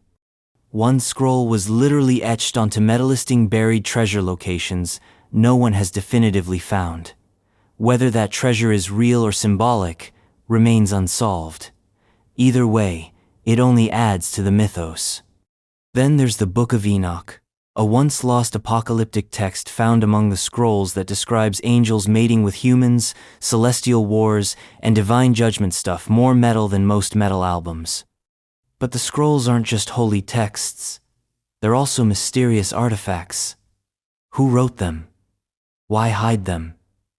Were they stashed to protect from Roman destruction?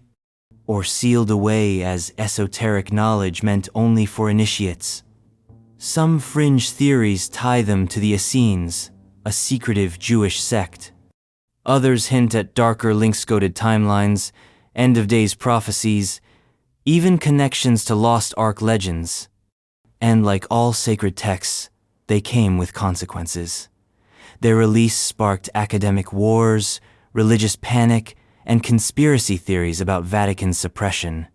Some even say there are still scrolls hidden owns too dangerous to ever be revealed. And if you thought divine punishment on parchment was eerie, the next entry drags that punishment into the streets where dancing isn't celebration, but a sentence of death that nobody could stop. The Dancing Plague of 1518, Strasbourg. It started with one woman. She stepped into the street in Strasbourg in July of 1518 and began to dance. No music, no joy. Just feverish, frenzied motion. She couldn't stop. People gathered, confused. Hours passed. Still, she danced. And then others joined. Within days, dozens were dancing. Within a month, over 400. And they weren't celebrating. They were convulsing, collapsing, dying, from strokes, from exhaustion, from sheer physical torment. It was called the Dancing Plague, and it's one of history's most bizarre and terrifying mass events. There were no social media trends, no mass hypnosis theories. This was pure chaos, manifesting as movement. Local authorities tried to intervene. Doctors blamed it on overheated blood. Religious leaders claimed divine punishment. Their solution? More dancing. They opened up halls, hired musicians, and hoped the afflicted would dance it out. They didn't. Some danced themselves into the grave. Historians today still debate the cause. Ergo poisoning fungus-laced grain that induces hallucinations is one theory. Mass hysteria is another. But nothing quite explains how so many people lost control of their bodies in such a specific, synchronized way. Was it spiritual, social, supernatural? The people of the time believed it was a curse. Some said it was the wrath of Saint Vitus. Others believed a local relic had been disturbed. Whatever it was, it terrified an entire city and left behind little more than confused records and mass graves. There's no artifact to hold, but the phenomenon is its own relic, a reminder that the human mind and body can be overtaken by forces that defy logic. A curse that doesn't rest in objects, but in us. And if that doesn't shake your faith in human control, just wait. The next artifact is all too real. You can hold it, count it, stack it. The bones of a pandemic, unearthed from pits, staring back with empty sockets and plague still echoing in their marrow. The Black Death victims' bones, various archaeological sites. They lie in heaps, thousands of them, scattered in forgotten pits beneath modern cities. Their bones bleach in the light of forensic tents, each one a brittle monument to the most lethal pandemic in human history, the Black Death. Between 1347 and 1351, it scythed through Europe with brutal indifference, wiping out up to half the population. And the bones left behind are more than just remains, they're ghost stories buried in dirt. Most are unmarked. No gravestones, no ceremonies, just shallow mass graves hastily dug during a time when death was so common it no longer needed names. Archaeologists uncover them beneath parking lots, subway tunnels, and schools. Whole communities stacked atop one another in silent agony, children clutching mothers, bodies contorted in pain. Rows of jaws locked mid-scream. The evidence is forensic and unmistakable. Lesions on bones, signs of malnutrition, broken ribs from rough handling. Sometimes, researchers extract DNA from the teeth-tiny time capsules that still hold traces of Yersinia pestis, the bacterium responsible for the plague. Even after centuries, the pathogen lingers, silent, dormant, waiting. Some bones are burned, suggesting fear of contagion even in death. Others are accompanied by amulets or crucifixes, final pleas for salvation that never came.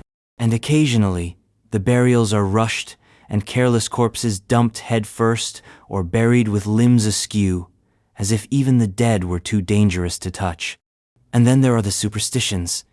In some sites, bones are found with stones jammed into mouths, preventative measures against revenant corpses thought to rise and spread plague anew. The fear wasn't just of death, it was of the dead coming back. The bones don't lie. They don't need to. They whisper of terror, of a time when society unraveled and humanity shrank to its most primal fear, breathless silence, followed by rot. But if death by disease feels too random, the next artifact is anything but. It's a corpse so perfectly preserved, so delicately positioned, that it looks less like a body and more like a warning. A human offering to gods we no longer know. The bog bodies, for example, Tollen Man. He lies with his eyes closed, lips pursed in perpetual calm. At first glance, he could be sleeping. But Tollen Man hasn't drawn breath in over 2,300 years. Found in a Danish peat bog in 1950, he is one of the most famous of the bog bodies, naturally preserved human remains discovered across northern Europe, each frozen in death by the acidic, oxygen-starved environment of peat. His skin is leathery but intact. His facial hair, eyebrows, even the stubble on his chin remain. A rope, still looped tightly around his neck, hints at a ritual hanging. Yet his face is peaceful, almost holy. And he's not alone. Hundreds of bog bodies have been discovered, men, women, even children. Many show signs of violent death, strangulation, stabbing, bludgeoning. Some were pinned down with sticks, others decapitated. This wasn't execution, this was sacrifice. What's chilling is how deliberate it all seems. These were not casual murders. Bodies were placed with care, arms folded, eyes closed, sometimes with food still in their stomachs. Offerings to the gods? Penalties for breaking taboos? We don't know. But the precision of death suggests a kind of ancient theology. Blood for harvest, flesh for rain, a life for favor. The bogs themselves became graves and preservers. The same conditions that kill cold, damp, also protect.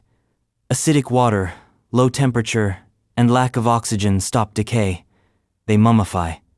Not just skin and bone, but hair, clothes, expressions. Tollen Man isn't horrifying because he's dead. He's horrifying because he still feels alive.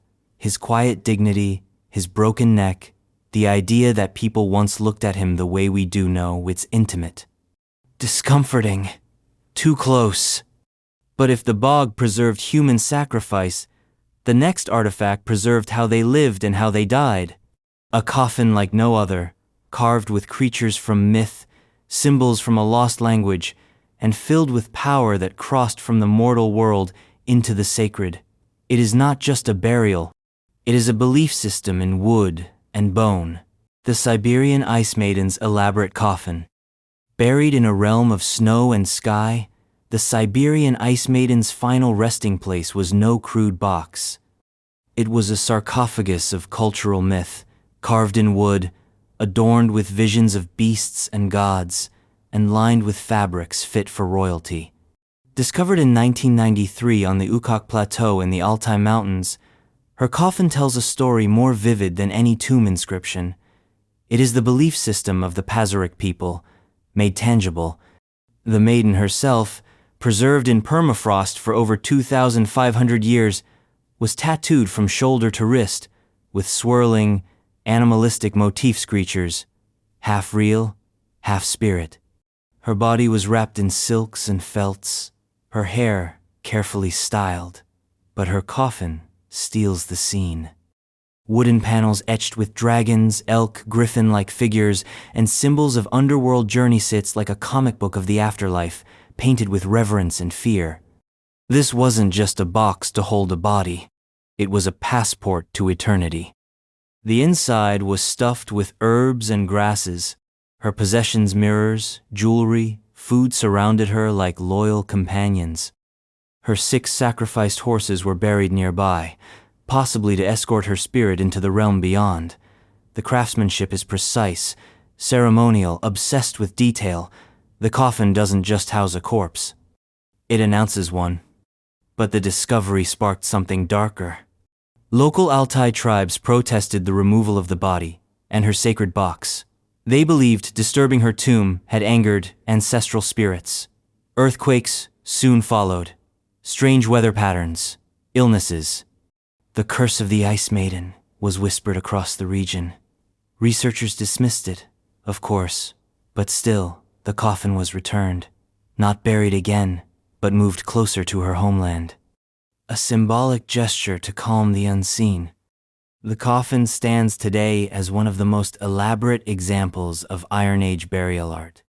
But more than that, it reminds us of something universal, that even in death, how we're remembered, how we're honored, and how we're placed matters. And if protective coffins weren't enough, the next relic turns protection inside out. Not to honor the dead, but to keep the evil out with marks carved into the walls, whispered into plaster, and sometimes smeared in blood. The witches' marks, various buildings. Look closer at the oldest beams in certain English cottages, cathedrals, and barns, and you might find them strange, looping carvings. Circles overlapped again and again, maze-like etchings. Spidery letters and symbols carved into stone, wood, or brick. These aren't graffiti. They're apotropaic marks also, known as witches' marks, created not to conjure, but to repel. Not to attract spirits, but to trap them. Their ancient panic etched in permanent ink. In the superstitious centuries between the Middle Ages and the Enlightenment, people feared witches the way modern people fear hacker-hidden threats who could enter your home and ruin your life. If you believe that a spell could sour milk, rot crops, or kill a baby in its cradle, then these carvings weren't art, they were armor. Common motifs include daisy wheels or hexafoils, believed to confuse evil spirits who couldn't navigate the endless loops. There are also double V's intersecting letters that stood for Virgo Virginum, invoking the Virgin Mary for protection.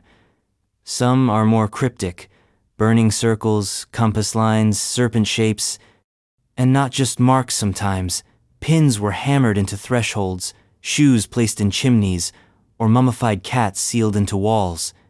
The marks were usually carved into key entry points, around doors, chimneys, hearths, and windows, anywhere a spirit might sneak through. And while many have weathered away or been painted over, a growing number have been rediscovered in restoration projects, sometimes in perfect clarity.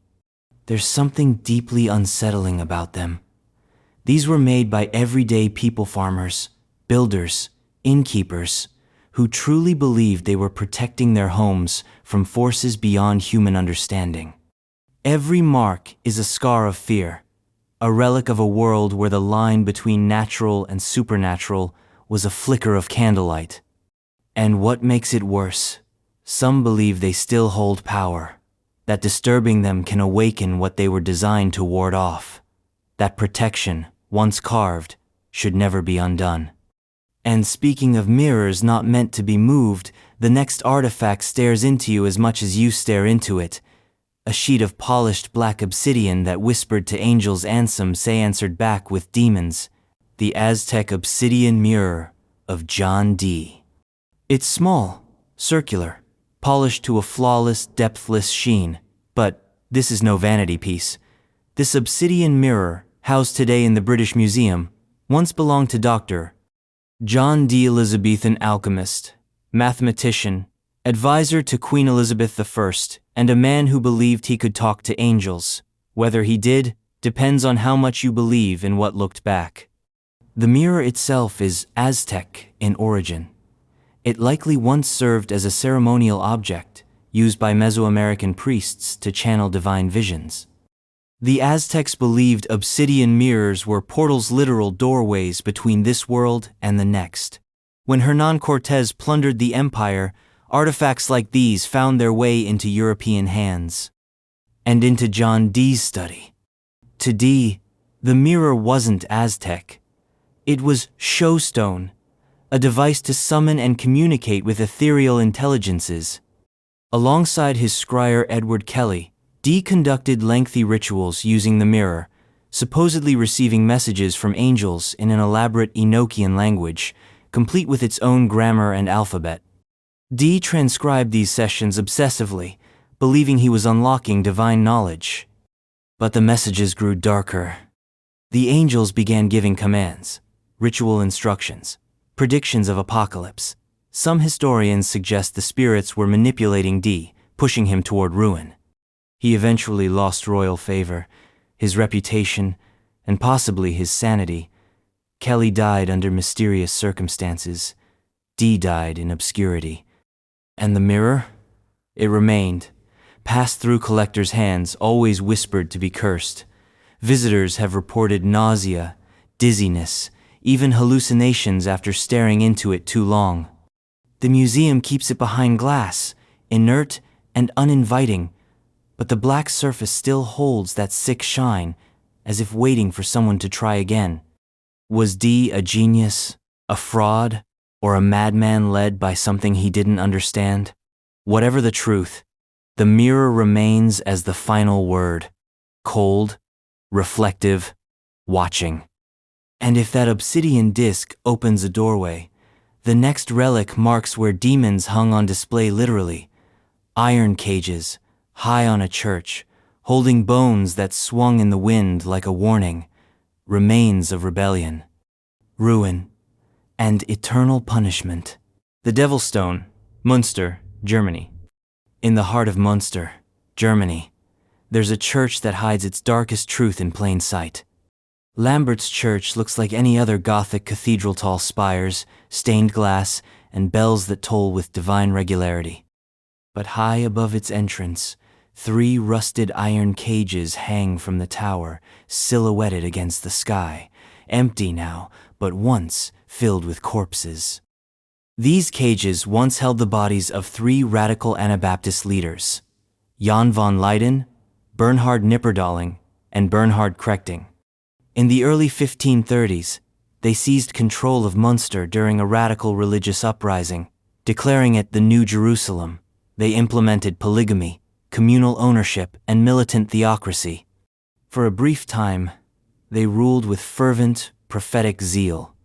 But it didn't last. Catholic and Protestant forces united to lay siege to the city. After months of starvation and violence, the rebellion collapsed. The leaders were captured, tortured reportedly with red-hot tong sand executed in the town square. But death wasn't enough. Their bodies were hoisted in these iron cages and left to rot for all to see. And there they remained for over 50 years, weathered, eaten by birds, bones clattering in the wind. A brutal warning from church and state: rebel against the order, and your body becomes architecture. The Devil's Stone, as locals sometimes call the site, is the church itself, forever stained by what it displayed. The cages have been cleaned, preserved, and lit at night. A grotesque tourist attraction, a civic confession, a relic of holy vengeance. Even now, some say the bells of St. Lambert sound wrong, off-key, echoing, as if the tower remembers what swung from its rafters, what screamed into its mortar. And if bones in a cage feel like closure, the next relic defies it completely, because it's a head with no peace, passed from trophy to trophy, shamed and hidden, then buried with more questions than answers. A skull with a political agenda and a posthumous vendetta. The head of Oliver Cromwell. Few human remains have had a more undignified afterlife than the head of Oliver Cromwell. Once Lord Protector of England, man who abolished the monarchy, ruled a republic, and oversaw violent conquests in Ireland and Scotland, Cromwell was both feared and revered. But his death in 1658 didn't mark the end of his story. It marked the beginning of a long, gruesome epilogue for his severed head. After Cromwell died of natural causes, he was buried with full honors in Westminster Abbey. Then the monarchy returned. Charles II, son of the king Cromwell had executed, came back with a grudge and a to-do list. In 1661, he had Cromwell's body exhumed, hanged in public, and posthumously beheaded. His corpse was tossed into a pit, but his head? That became a relic. Mounted on a pike, it was displayed above Westminster Hall for over 20 years, slowly rotting in the British weather. Eventually, it fell, or was taken down. Either way, it vanished. What followed was a bizarre chain of custody. Private collectors, shady dealers, phrenologists, sideshow men, and eventually, scholars. The head was passed around for centuries, sometimes kept in boxes, sometimes studied, often feared. Each owner swore it was the head based on scars, moles, or just macabre conviction. And wherever it went, it drew unease. Not cursed, exactly, but deeply, unsettled. A piece of power turned into property. A revolutionary's skull displayed like a warning. In 1960, the head was finally buried quietly in the grounds of Sidney Sussex College, Cambridge, where Cromwell once studied. No monument, no public ceremony, just soil and silence. It remains there still, beneath a campus that trains modern thinkers, resting the thoughts of one long dead. But if Cromwell's head reminds us how far revenge can reach, the next remains take us deeper into infamia, nobleman turned murderer whose body, even in death, won't lie still. The remains of Gilles de Rais, Bluebeard. He was a knight, a baron, a companion in arms to Joan of Arc, and then he was a monster. Gilles de Rais, once one of the richest and most admired men in 15th century France, fell from glory into legend for the darkest of reasons. His crimes were so vile, so saturated with blood and ritual, that even his remains echo with horror. After Joan of Arc's martyrdom, de Rais withdrew from military life and turned to alchemy, mysticism, and according to confession and legend, a spree of child murders that defied comprehension. Dozens, perhaps hundreds of boys vanished around his castles. Servants testified to scenes of ritual torture, rooms darkened by candlelight and drenched in gore, bodies burned, remains scattered. He was arrested in 1440, put on trial, excommunicated, and executed. He was hanged, then burned, and yet parts of him were said to have survived, secreted away, hidden by those still loyal to him, or perhaps by those fascinated by what he had become, France's first known serial killer. Fragments of bone, teeth, even a ring, allegedly pried from his scorched hand. Various sites have claimed to hold pieces of de Rossomme authenticated, others obvious fakes. But all share a common thread. Wherever they go, unease follows. Not simply because of what he did, but because of how his story refuses to stay buried. Modern revisionists have attempted to recast him as a political scapegoat, a victim of the church or jealous nobles. But the weight of the confessions, the consistency of witness accounts, and the horrors tied to his name refuse to be fully untangled. If his relics are real, they are not trophies, they are warnings. Symbols of the abyss that can open when power is unchecked and belief curdles into madness. But if Gilles de Rais was dragged into death by justice, the next artifact comes from a battlefield chair that knew no courtroom-only violence, and maybe vengeance. A throne not for a king, but for a dying warrior whose final breath might still cling to the wood. The chair of death from the Battle of Tewkesbury. The Battle of Tewkesbury, 1471. Part of the War of the Rosacea conflict soaked in betrayal, ambition, and rivers of blood. Amid the chaos, knights fell, arrows flew, and history twisted once again. But the legend we follow doesn't lie in a sword or crown, it sits in a chair. an old wooden chair said to have been present during the battle. No carvings, no insignia, just age-darkened wood and a reputation thick with dread.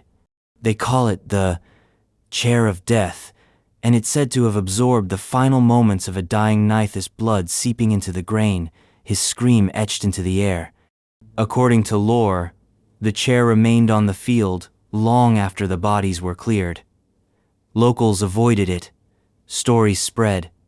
Those who sat in it grew ill. Some died within days. Others suffered hallucinations, visions of the battlefield, the knight's face, the echo of a final, gurgling breath. Over time, the chair was moved to a nearby manor, then a museum. Each time it changed hands, more tales piled up. A servant boy who cleaned it died suddenly. A curator fell into a coma. A historian who scoffed at the curse was later found in his study collapsed, beside notes about the battle. Skeptics say it's just a chair, old and creaky, inflated by folklore. But the pattern is enough to keep most from sitting, and those who do so with hesitation, jokes fade, smiles wilt. Because belief, like fear, seeps in slowly. The Chair of Death is not grand. It's not ornate. It's barely noticeable in a room full of relics. But that's the point. Death rarely makes a scene. It waits. It remembers. And while this chair remembers a single soul, the next artifact speaks for an entire MP reached in ink and pain, where medicine meets magic, and every remedy begins with a spell. The Ebers Papyrus. It's long. Very long. Over 65 feet when unrolled. The Ebers Papyrus is one of the oldest and most comprehensive medical texts in existence, dating back to around 1550 BCE in ancient Egypt. And while it reads like a how-to manual for healers of its time, it also drips with superstition, myth, and occasionally downright horror. This isn't a modern medical textbook. It's a spell book wrapped in the language of anatomy. The Ebers Papyrus blends empirical observation with religious incantation. It describes diseases and their treatments, but also includes rituals to ward off demons, chants to cure unseen afflictions, and ingredients that sound more like potion ingredients than pharmaceuticals.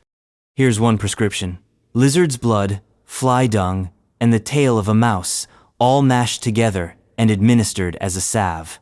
Another calls for reciting incantations while applying a poultice of ground dates and honey to a festering wound, because the illness wasn't just in the flesh, it was also in the spirit. To the ancient Egyptians, medicine was inseparable from magic. A disease wasn't just bacteria, it was a curse, an imbalance, a divine punishment. So, the papyrus treats everything: broken bones, asthma, cancer, parasitic worms, and possession by spirits. Each entry has both a diagnosis and a counterspell. There's something unnerving about reading the papyrus now. Modern eyes scan it with skepticism, but the confidence of its authors, the insistence that these rituals worked, is chilling. They believed every word. And considering the papyrus has survived over 3,000 years, it's hard not to feel that belief echoing.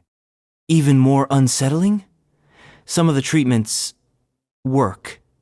Honey is antibacterial. Willow bark does contain salicylic acid, the basis for aspirin.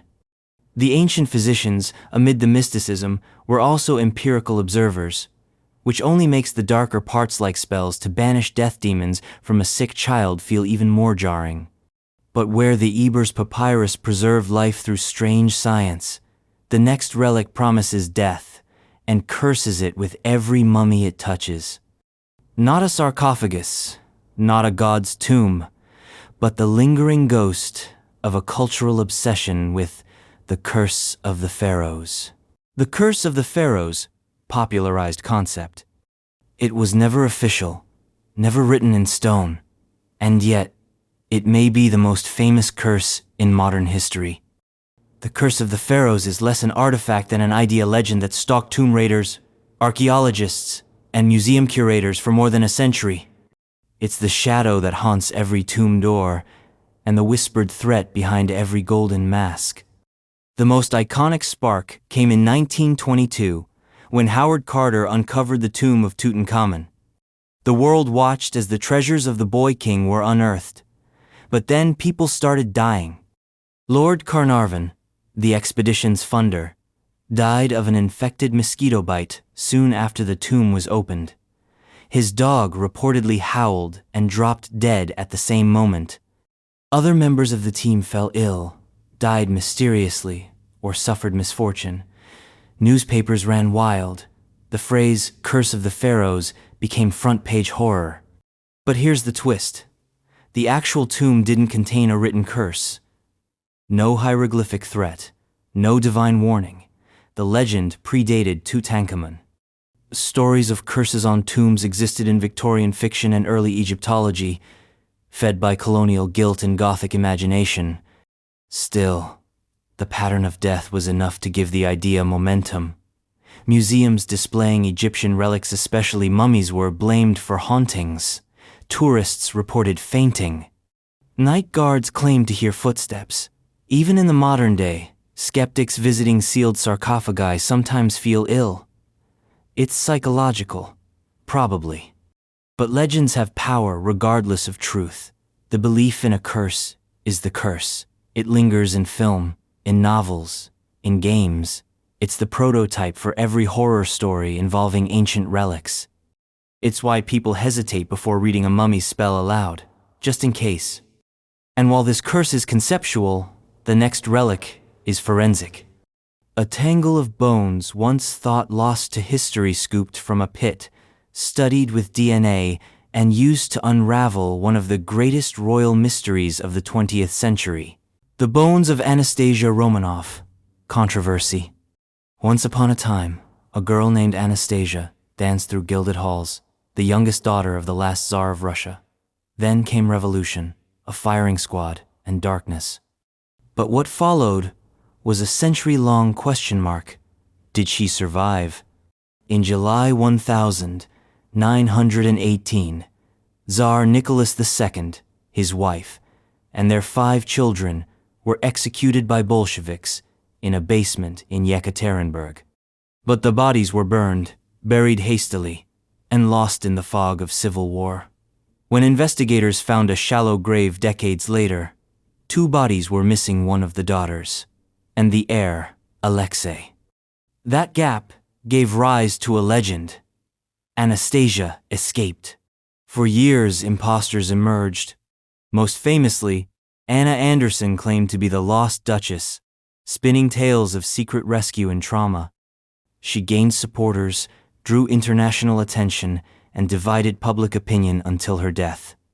Then, in the 1990s and early 2000s, new bones were found in 2 burial sites. DNA testing, including mitochondrial DNA from Prince Philip, a Romanov relative, revealed a brutal truth. All 7 Romanovs had died that night. The missing children's remains had simply been hidden better. But the tests didn't end the myth. Skeptics questioned the science, the motives, the evidence. Could the Tsar's enemies really be trusted to document everything? Was this closure just an official story? The bones fragments, scorched and broken, now rest in St. Petersburg, reburied with imperial honors, but the legacy of the legend remains. Anastasia's face is etched in pop culture, her story retold in books, musicals, and animated films. She became a symbol of resilience, survival, and hope against all odds. And yet, the real relics, the skulls, the teeth, the bullet, Holostell, a colder truth. There was no escape, only execution, only burial, only bones. But bones hold memory, and sometimes they don't just vanish. Sometimes they leave behind a ship with no crew, no blood, and no answers, only an open logbook and the echo of vanished footsteps. The Mary Celeste's logbook. It was found adrift in the Atlantic on the 5th of December, 1872. Intact. Sails partially set, cargo untouched. No signs of struggle or storm, but no crew. Not a single soul remained on board the Mary Celeste, a merchant brigantine that had set sail from New York bound for Genoa. What it left behind was a legend, an artifact, the final entries in the ship's logbook. This wasn't some cursed relic with glowing runes. It was ink on paper, mundane in appearance, yet it holds the last recorded thoughts of a vanished crew. The log entries stop abruptly, without drama. Just a note of coordinates and weather on the 25th of November, 9 days before the ship was found. No mention of fear, no clue of mutiny or madness. But someone or something made the entire crew disappear. Speculations ran wild. Pirates? The ship was still stocked. Mutiny? No signs of violence. A storm? The ship was seaworthy. Some claimed sea monsters, or waterspouts, or even time anomalies. Others suggested alcohol vapors from the cargo, barrels of industrial-grade alcohol, might have sparked panic, yet nothing definitive ever surfaced. What makes the logbook so chilling isn't what it says, it's what it doesn't. It leaves behind silence, questions without context, a mystery recorded only in absence. It's the final breadcrumb in a trail that leads nowhere. The Mary Celeste was salvaged and reused, but she never shook the taint of her legend. Her later voyages were marked by bad luck, and she was eventually scuttled for insurance fraud, a ghost of a ghost ship. And yet, the logbook survives. A relic not of death, but of disappearance. A mundane object made sacred by its association with the inexplicable. It's the journal of a vanishing, and it whispers of a quiet kind of terror, the kind that doesn't scream, but simply stops. And if one ship carried a curse in its absence, the next carried it in gold. A hoard so soaked in blood and betrayal, it said the weight of it still drags Empire San Solcin to the dirt. The cursed gold of the Aztecs, Spanish conquest. They came with swords and sickness. In 1519, Hernán Cortés and his conquistadors arrived in the land of the Mexicahuat we now call the Aztecs. They claimed to bring civilization. What they brought was devastation, and in return, they took gold. So much gold. The legends say it gleamed in pyramids and temples, adorned the bodies of warriors and priests, was buried with kings and melted into coins. The Spaniards saw not the sacred, but the spendable. They looted with zeal, stripping altars, breaking idols, and extracting tribute through violence. The empire of gold became the graveyard of gods. But here's the twist. That gold didn't make anyone richer for long. Cortés saw allies turn against him. His men fought each other. One disastrous night, La Noche Triste saw the Spanish fleeing Tenochtitlan under cover of darkness, many drowning under the weight of the treasure they tried to carry. They called it cursed. The Aztecs believed gold was the sweat of the sun, not to be hoarded, but honored. It held spiritual weight. To steal it wasn't just theft, it was desecration, and the karmic bill came due.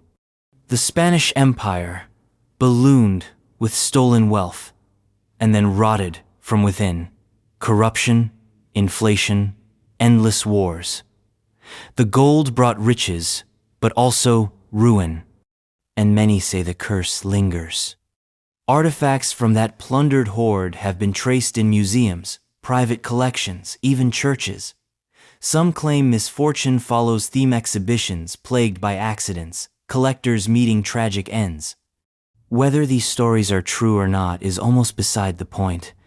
The legend is woven into the metal itself. The gold is beautiful, the gold is blood, and it reminds us that wealth obtained through cruelty doesn't just stain, it burns. But while the Aztec gold may have inspired centuries of myths, the next artifact is pure fiction, or is it? An invention from the silver screen that echoes so many real-world legends. Its presence on this list is both ironic and inevitable. The Crystal Skull of Doom, from Indiana Jones, fictional but iconic. It never existed, at least not in the way George Lucas imagined it. The Crystal Skull of Doom, centerpiece of the fourth Indiana Jones film, is a Hollywood fabrication, part alien artifact, part mystical totem, all plot device. And yet, it feels familiar. Because it borrows from dozens of real-world myths. The idea of crystal skulls dates back to the 19th century, when a few skull-shaped carvings, supposedly Mesoamerican, began popping up in European museums and private collections.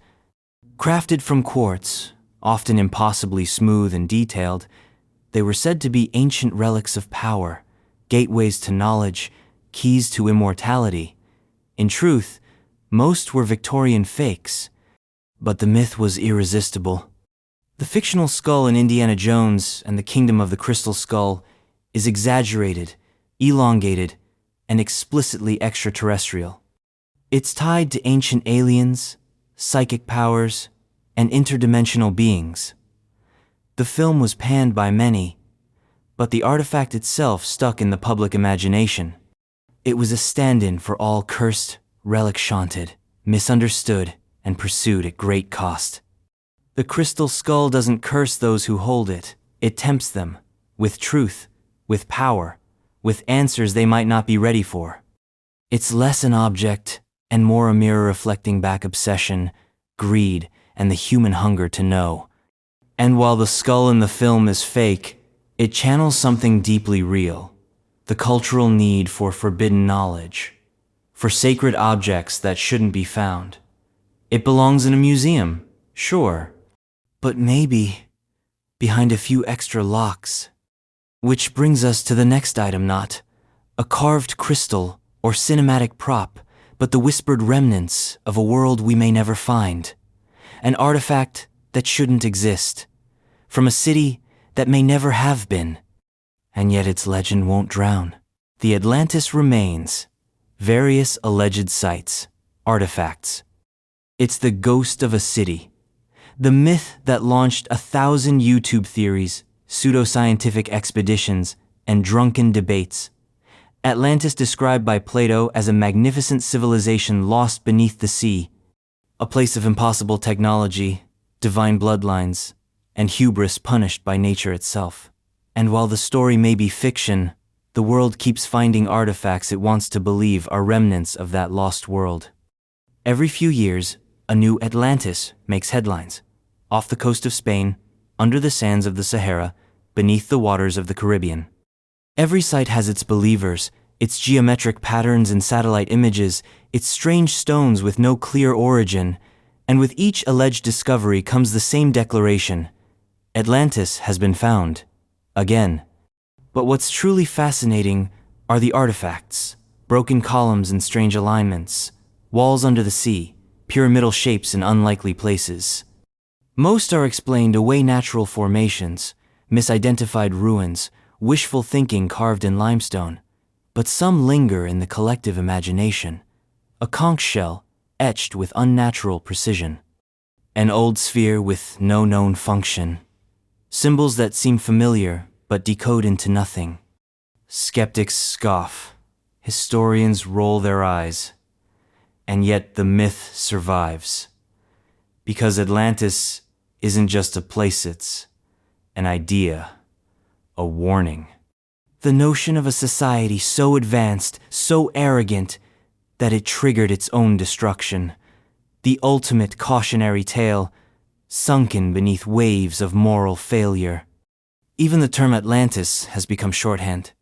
For any mystery, any ruin too advanced for its time, any relic that doesn't quite fit. It's the city that wasn't but, whose bones are supposedly everywhere. And whether these so-called artifacts are genuine or not, they remind us how badly we want the past to be bigger, stranger, more magical than our textbooks allow. Atlantis may not have existed, but the hunger for Atlantis? That's very real. And while some cities vanish beneath waves, others hide their secrets behind sound. Bells that toll when no one's near, echoes that announce death before it knocks. Like the next artifact, a parish relic that might just ring on its own. The ghost bell of St. Botolph's Church, Lincolnshire. You're walking alone near an old church. The sky is gray, the wind is still, and thending, a single chime from the bell tower, except no one's there. The doors are locked, the building is empty. And yet, the bell rings again. Welcome to St. Botolph's Church in Lincolnshire, home to the infamous ghost bell, a spectral sound heard by locals, clergy, and unlucky visitors for over a century. It's not constant. It doesn't toll like clockwork. It picks its moments, before funerals, during storms, on the eve of tragedy. The legend varies, but most versions agree on this much. The bell was once used to toll deaths, marking the passing of parishioners in the old style, one chime for each year of the departed's life. But one day, during a plague or a violent incident, depending on the version, the ringer died mid-toll. The bell never finished its count, and ever since, it's been trying. Some say it tolls on its own. Others claim to have heard it ringing from afar, only to find the rope untouched. There are stories of it chiming seconds before fatal accidents, of people hearing it at night, only to learn of a death the next morning. A premonition in bronze and air. Skeptics say it's the wind.